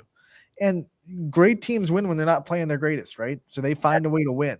You heard Coach Ward in that interview, and if you didn't, you could find the story. It'll probably be added to that interview if it hasn't already been too. Anthony does a great job, obviously, of getting all those stories up for you guys as well. Coach Ward said in that interview too, he talked about the confidence that this team kind of, the aura of this team there's a confidence that is expressed with this team, and that they never feel like they're out of a game. They never feel like they're truly gonna lose a game. And I mean, I think they showcase that too, where, like you said, they were in their way. They realized they had to get out of their way, and once they got out of their way, able to lock things down for another victory. We'll see. I think they have a tough schedule, and I think there's definitely teams that they can lose to. But right now they're rolling and they're having fun, and it's a fun experience to watch. Absolutely. And hopefully this week, where weather, other than today, we're going to look at the Storm Tracker 21 app before we get to a break, and then we talk about the games that are scheduled for today and maybe a little bit tomorrow. We'll look at the app, and it's 62 right now. There's chances of rain from 2 o'clock to 6 o'clock. But as of now, it hasn't rained yet much today. We're kind of pushing that chance back. It was supposed to start at noon. Here we go again. It gets pushed back, and it starts at like 3 or 4, and then it goes to 7, and then then if that's the case, then even Fitch might not have it if it's just downpouring from those times. There's a 70% chance at 2 and 3. But then it goes down to about 50% at 4 and 5. Well, we were at 100% the one day, and it didn't happen. So it went down to 90. The point is, as of now, I'm going to check our make sure Quinn hasn't updated it in the last 30 minutes. But as of now, all of our games tonight are good to go. If I'm not mistaken, and I'm going to pull it up on today. Yeah, we only have one red, so one game canceled so far today. Everything seems to be good to go. And we'll get to all those games, and we'll preview them. We'll do our picks after this break on Running Point, brought to you by Greenwood Chevrolet in Austintown. Every customer has a story, and at Greenwood Chevrolet, we are committed to making sure it ends with you in the right vehicle. I get to be part of somebody's adventure, whether it's buying a car for the first time, helping them get approved, or finding the perfect car for their budget. I'm proud that people trust me with their finances. They trust me to take care of them, and they trust me with their story. I'm Tracy, and I'm ready to go the extra mile for you, only at Greenwood Chevrolet. Working with your family can be stressful at times, but because they're family, you know that you're going to get a loving, honest answer, even when things don't make sense to any problem. Dealing with Medicare can be confusing and overwhelming. That's why here at Myers Family Insurance, we do our best to give you honest and caring answers to all of your questions. Family, like Medicare, isn't always perfect, but when you put others first, the results can be amazing. For all your Medicare needs, call Myers Family Insurance.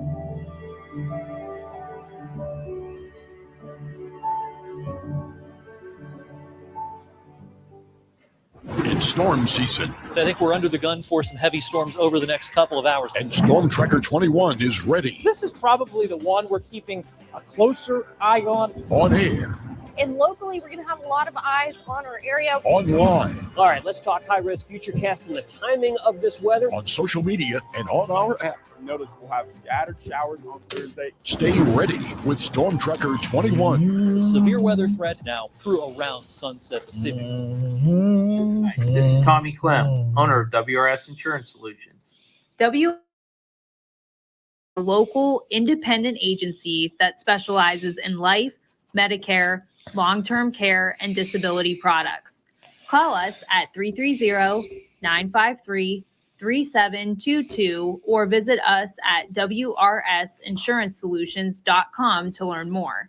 Good luck to all the student athletes in the Valley.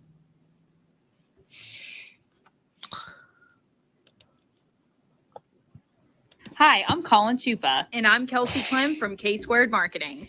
Our boutique marketing firm specializes in media planning and buying, public relations, event marketing strategies, and strategic sponsorships. We can integrate our services with your existing game plan, or we can be your entire marketing team. Your goals, our game plan. Let's win together. Call K Squared Marketing at 330-623-2730 or visit ksquared.marketing to learn more. Jimmy Sutton here, Director of Isle, Purple Cat, and Golden String. We are happy to support YSN and two of my favorite people, Scotty Mincher and Super Dave O'Malley. We are an agency that provides services for adults with disabilities. We infuse humor, passion, and joy into their lives. If you know of any folks with disabilities that need our assistance, please contact us.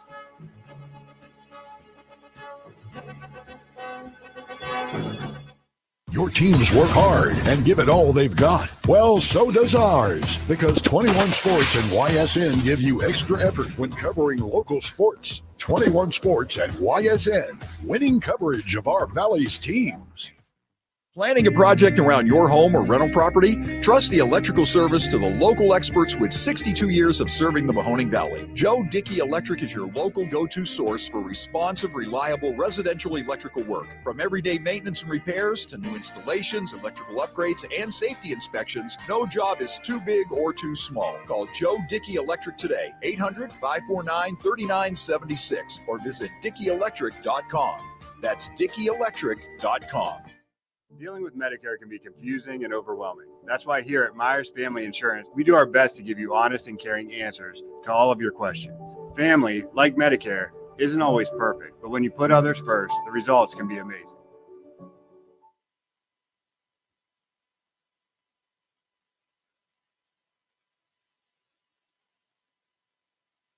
At Greenwood Chevrolet, shop with confidence knowing we're ready to go the extra mile for you. With the largest selection of used vehicles in the Valley, backed by the Greenwood Advantage Warranty. Only at Greenwood Chevrolet. My guy keeps it 100% of the time. He wants all 100, won't settle for 99. And it's more than stats, because there's people in those numbers. And I was one of the lost sheep. I'm so glad he cares for all 100. I'm 100% safe. 100% free, 100% love.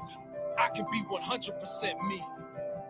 He gave all 100 when they put him up on that tree. That's 100% passion for 100% free. So if I play in front of 100, or if I play in front of 2, there's an audience of 1 getting 100% of what I can do.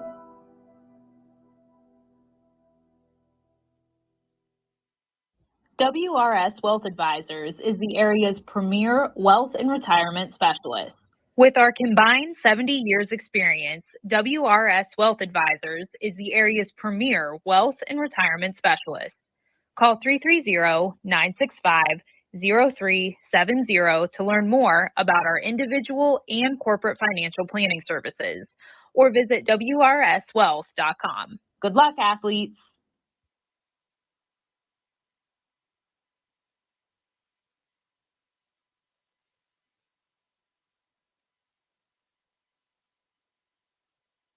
Welcome back to Running Point on ysnlive.com, brought to you by Greenwood Chevrolet in Austintown. Anthony Hartwig alongside Ty Bartell, and we are still good in the clear. I just did some last checking, and no games other than one have been canceled so far today. So we're holding on to hope. We're holding on by a thread. We know the forecast for the rest of the day doesn't look great, but as of now, we have games, so we're going to pick them, Ty.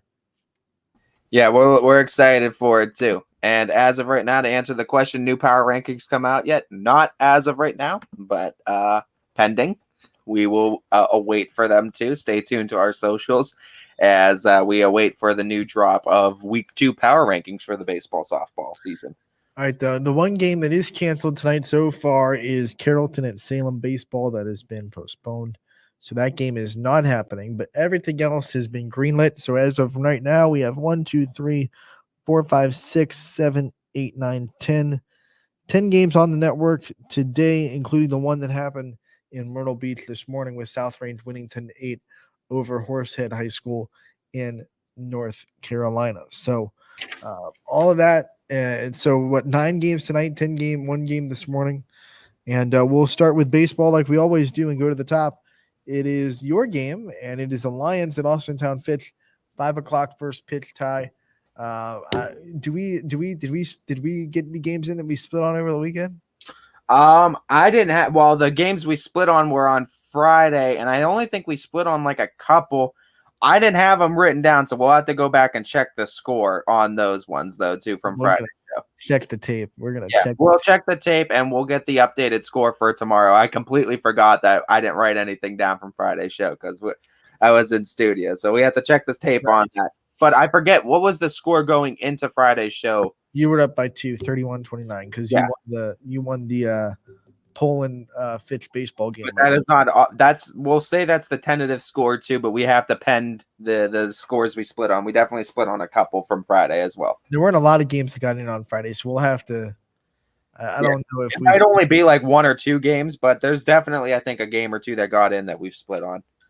All right, so Alliance at Austintown Fitch, Ty. I guess I'll just let you either take it or defer it since you won the last night that we know of. I'll take it, and I'm gonna rock with the Falcons here. I think they're gonna bounce back over the loss to Ursuline. It was a very good Ursuline team that they played to, and it was honestly just the first inning. It was a first inning. Ursuline jumped on them, hung a 4 spot on them, and Fitch only allowed 1 run the rest of the way through, and it was a 5-2 game. So Fitch actually won the rest of the way through 2-1. It was just that first inning. He just first time through the order, Ursuline jumped on him early. I think they bounce back here, though. I'm going with the Falcons. All right, we go from that one, and I'm going to pick Fitch 2 to Canfield at Howland.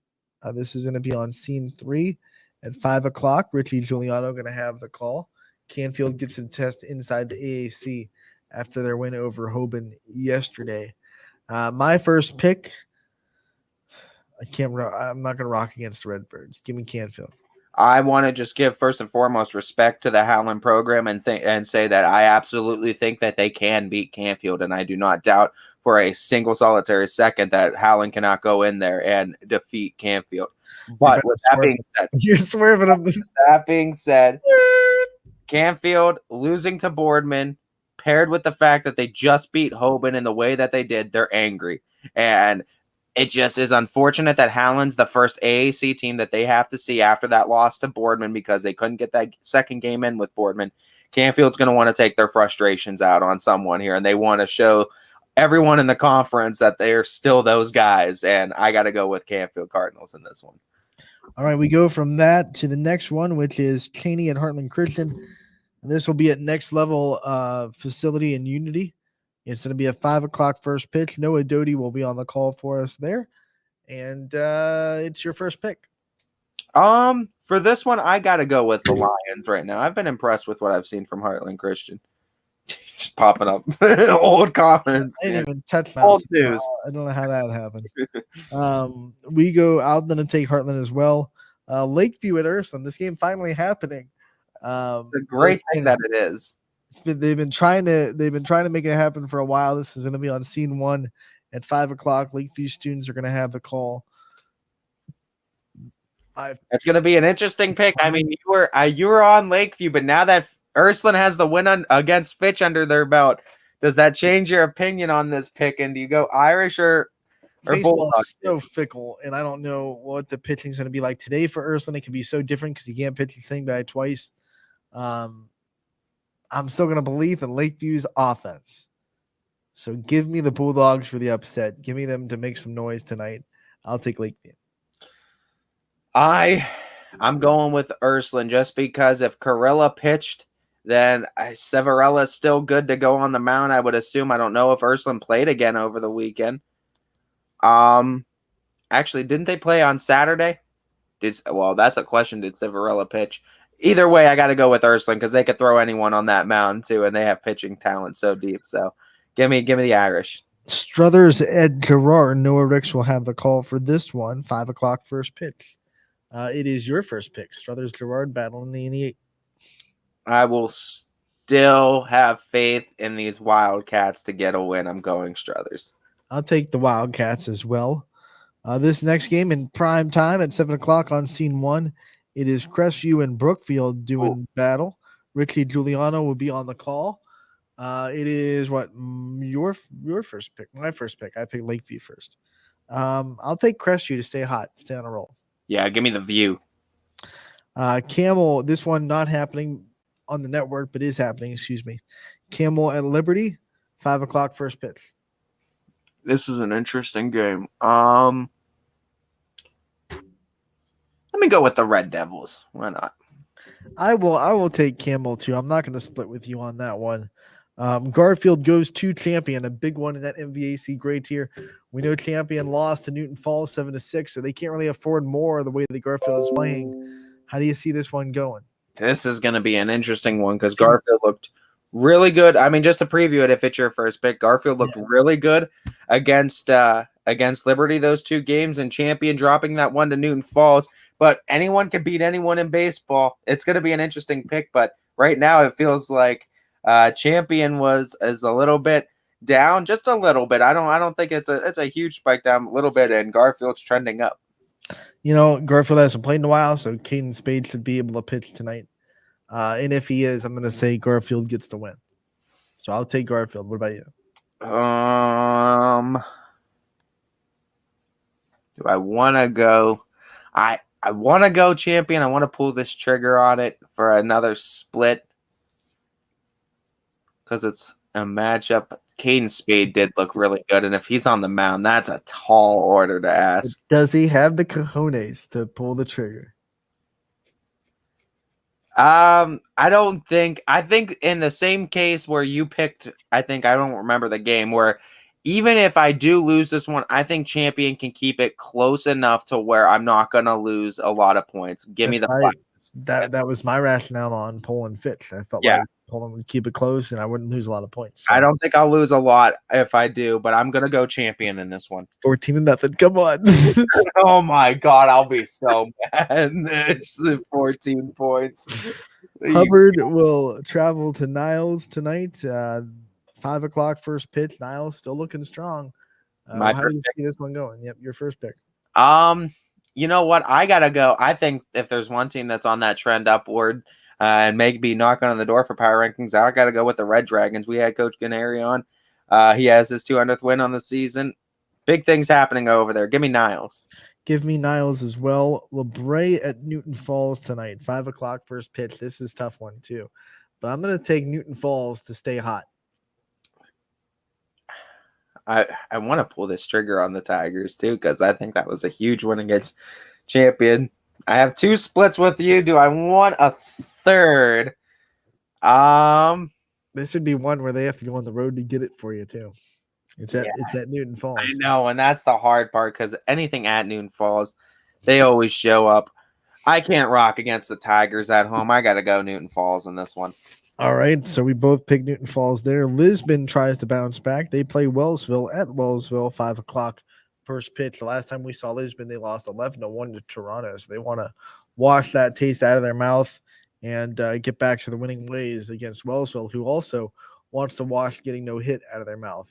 They were no hit on Friday against United. So which team bounces back, Ty? I guess that's a big question. Yeah, for sure. Whose pick? Yours, mine? Yours, your first pick. Give me. I'm gonna go Lisbon in this one. Give me Lisbon. I'll take Lisbon as well. I think they're just in a better spot right now as a program. Yeah, I think the Blue Devils can bounce back.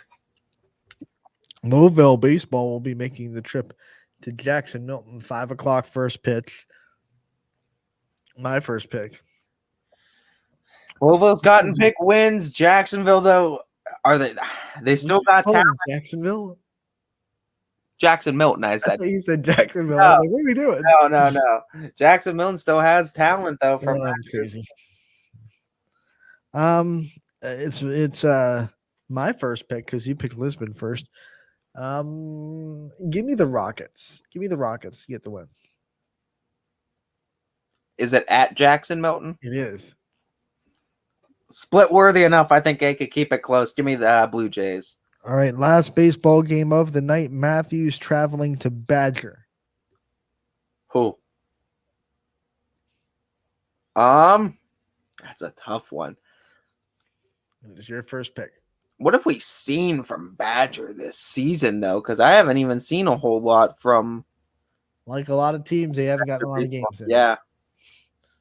Matthews is, from what I've always understood, a pretty solid program. They won state not too long ago, I thought, in baseball. You might be confusing with them in softball. I might be confusing them too, but I thought they have pretty good programs on both sides, though. I'll rock the banner though. Give me Badger. Rocking that banner. I'm gonna do it too. I'm not putting on the villain hat for our last baseball game of the day. Yeah, I won't put on the villain hat. All right, we go to softball where we missed the the Myrtle Beach game, but we're actually gonna pick tomorrow's Myrtle Beach game: South Range versus Beaver in PA. South Range going up against the PA state champions over there. They're reigning state runners up. It's even. Ty, who you taking? Your first pick, man. My first pick? Yeah, I picked the last one. I picked Matthews, the Matthews Badger. You know what? I'm never gonna rock against South Range. Go Raiders. So go Raiders. I show, could show them how we do it in Ohio. It's a lot different getting to state in Ohio than it is getting to it in Pennsylvania. Give me the Raiders. I could go right ahead and just take that champion and team, the championship team from PA if I wanted to. You could if you were a jerk. If I was a jerk. Oh man, what if I got a bunch of points from that though too? You're not. They're not. There's no way. There's no way Beaver blows out South Range. There's no way. Now I'm gonna go with South Range too. I'm just teasing. You know, I would put my flag in the. If South Range loses, it's going to be close. It's not going to be a blowout. I'm going to put my stamp into that story. And if it is, then I'll eat crud. But I guess I won't because you didn't pick them. So we both pick South Range tomorrow. That game at 10:00 a.m. In Myrtle Beach. DJ will be on the call. So we move back to tonight, and Cardinal Mooney traveling to Austintown. Fitch, Alec Caberna making the trip to Austintown to call him while you're at the baseball field. Ty, it is your first pick. Who you got, Mooney, Fitch? I gotta go Fitch in this one. I have no reason to pick against the Falcons. I gotta go with the Lady Falcons and Fitch for sure. Yep, me too. Mooney has really good pitching staff with Elena Francis and Elena Scavina. Yeah, but their defense behind them is young, still trying to figure out their confidence level. And you got to play almost perfect softball to beat Fitch right now. And I don't think they're at the point where they can do it in Cardinal Mooney. So give me Fitch as well. This one is one I'm heading to, Garfield at Champion, a big one in the MVAC great year on the softball side. Garfield gets their first crack at the MVAC champions for ever. I don't know what to say. I don't think anyone's won it against Champion since the MVAC was created. So Garfield gets their first chance. They travel the Champion tonight. First pitch at 5:00. I'll be there on the call. It is my first pick. Can't rock against the Flashes. Give me Champion.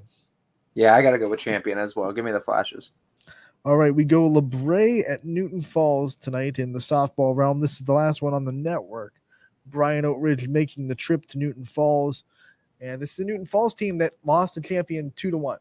So they're a good team, very strong program. So is LeBray. This is a tough one, Ty. It's two teams under the radar a little bit. So who do you think's going to win? I'm going to go with Newton Falls in this one. All right, you're going with the Tigers. I will go with the Tigers as well. We go Camel at Liberty, 5:00 first pitch. It is my first pick, and I'll take the Leopards. Yeah, I'll go Leopards in this one as well. Crestview is traveling to Brookfield. This is one of two big games in that MVAC grade tier. You know, Brookfield, the 17-win team last year. They bring almost everybody back. We already talked about Crestview softball a lot. This is game one of two. They're going to be at Crestview tomorrow. At Brookfield tonight, it is your first pick, Ty. Who you got in round one between the Rebels and the Warriors? I think Crestview sets themselves apart from everyone else, and I think they showcase why they are a threat to be reckoned with, or a force to be reckoned with, I guess is a better terminology to say, for Division III. And that starts tonight. Give me the View against Brookfield. Not picking against the Rebels after I talked them up all show, so I'll take that. you look kind of dumb if you did. I'm not going to do that, so I'll take Crestview as well. We have East Liverpool at Beaver Local softball. The rivalry, that's all you have to call it, is the rivalry.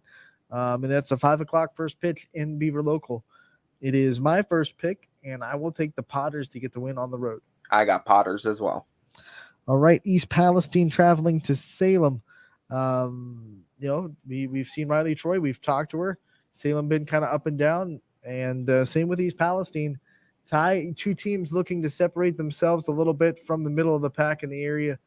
It is your first pick, and who you got between the Bulldogs and the Quakers? Go Quakes. Go Quakes. I got to go Quakers on that. Yeah. We haven't split yet on softball, have we? I don't think so. Give me brownie points for the CEO. Give me East Palestine. Look at this guy, EP. All right, we'll mark it. Give me EP. We'll mark it for sure. This one's a big one in the AAC. Howland traveling to Canfield. Canfield can't afford more losses in the league. Who you got? Give me the Cards. I got to go Cardinals in this one. Do I want to split again? It should have been my first pick, but that's okay. I lost track. I always lose track. Give me Canfield as well. I'm not going to split with you. Hubbard at Niles, 5 o'clock first pitch. I'll take the first pick this time. It's Hubbard. Yeah, I got to go Hubbard. All right, Jefferson at Poland, 5 o'clock first pitch. Your first pick. Give me Poland. All right, Lisbon at Wellsville, 5 o'clock first pitch. I'll take the Blue Devils. No doubt about it. Yeah, I go Blue Devils too. This one, a little less clear. Lowville at Jackson Milton, 5 o'clock first pitch on the softball side of things. You got Sammy Kelly on Lowville's side. You got Coach Ciccolelli and Chelsea Williams on the Jackson Milton side. Who you got, Ty? Let me go Jackson Milton. Give me Jackson Milton as well. I was hoping you would pick Lowville and we could split. I'm not going against Jackson Milton though. Matthews at Badger on the softball diamond, 5 o'clock first pitch. Matthews. Yeah, this time I have to rock against the banner and pick the Mustangs. Matthews gets the win. Last but not least, Struthers travels to Girard, 5 o'clock first pitch.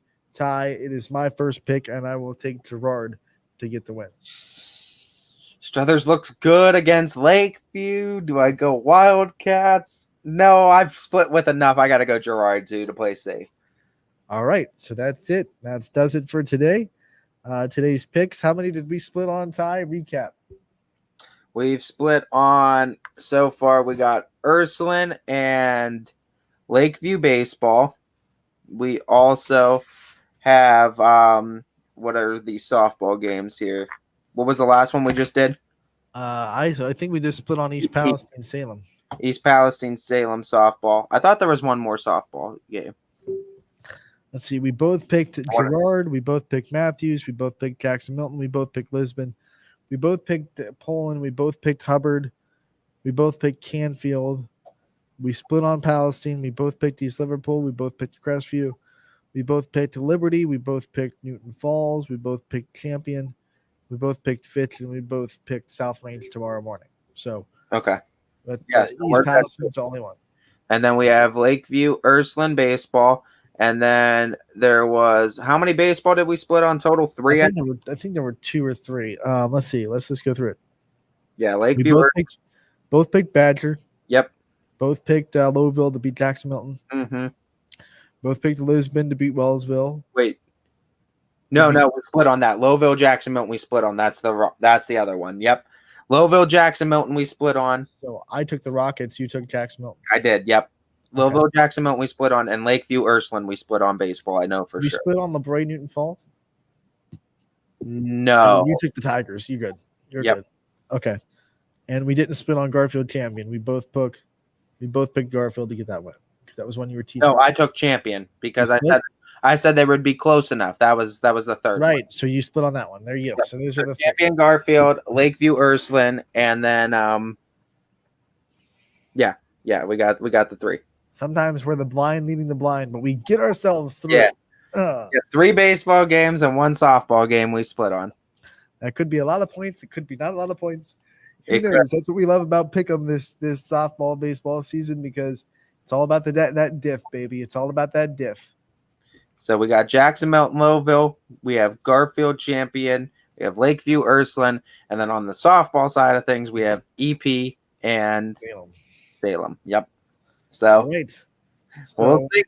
once again, as of now, games are on. All the games except for baseball, which is Jeff Collins. What we're doing? He's fired, Anthony. It's no longer head football coach at Georgia Tech. Yeah, don't worry, I'm coming down on Friday. I'll talk to people. I'll get your job back. But That'd be so. Jeff Collins. I'm coming down. I'm gonna get your job back. I'll be He in Georgia breaks Tech. it on Running Point that he gets fired. We know it before any of the other sources. For Breaking news. Anthony gets this news in the Jeff Collins. This is something I actually don't know. So I don't know if there'll be a power hour today. Stay tuned. Stay tuned. Stay tuned. But all the games other than Carrollton and Salem for baseball have been greenlit so far. Stay tuned to YSN Social and ysnlive.com for updates on schedules. And as always, you can go to ysnlive.com/live at your game time. And if the game gets canceled and it's not happening, we're not broadcasting it, it'll be moved off that website. So make sure to go there for your updates on the weather and the cancellations. Yep, absolutely. As we stay tuned for Power Hour, we'll be back tomorrow from 12 to 2. And stay tuned. Casual Sports Podcast should be due up next from 2 to 3. And stay tuned if a Power Hour happening from 3 to 4, since DJ, of course, is in Myrtle. But, of course, yeah, like we said, stay tuned to YSN Socials and to our sites. All right, guys, we'll see you tomorrow. We're taking a 22-hour break. Hopefully we get some games in tonight. We're slated for 9 games on the network tonight. And don't forget that one game tomorrow morning at 10 o'clock between South Range and the reigning Pennsylvania State champions in Beaver. So don't miss that one. Don't miss it all tonight. And we'll be back tomorrow from 12 to 2.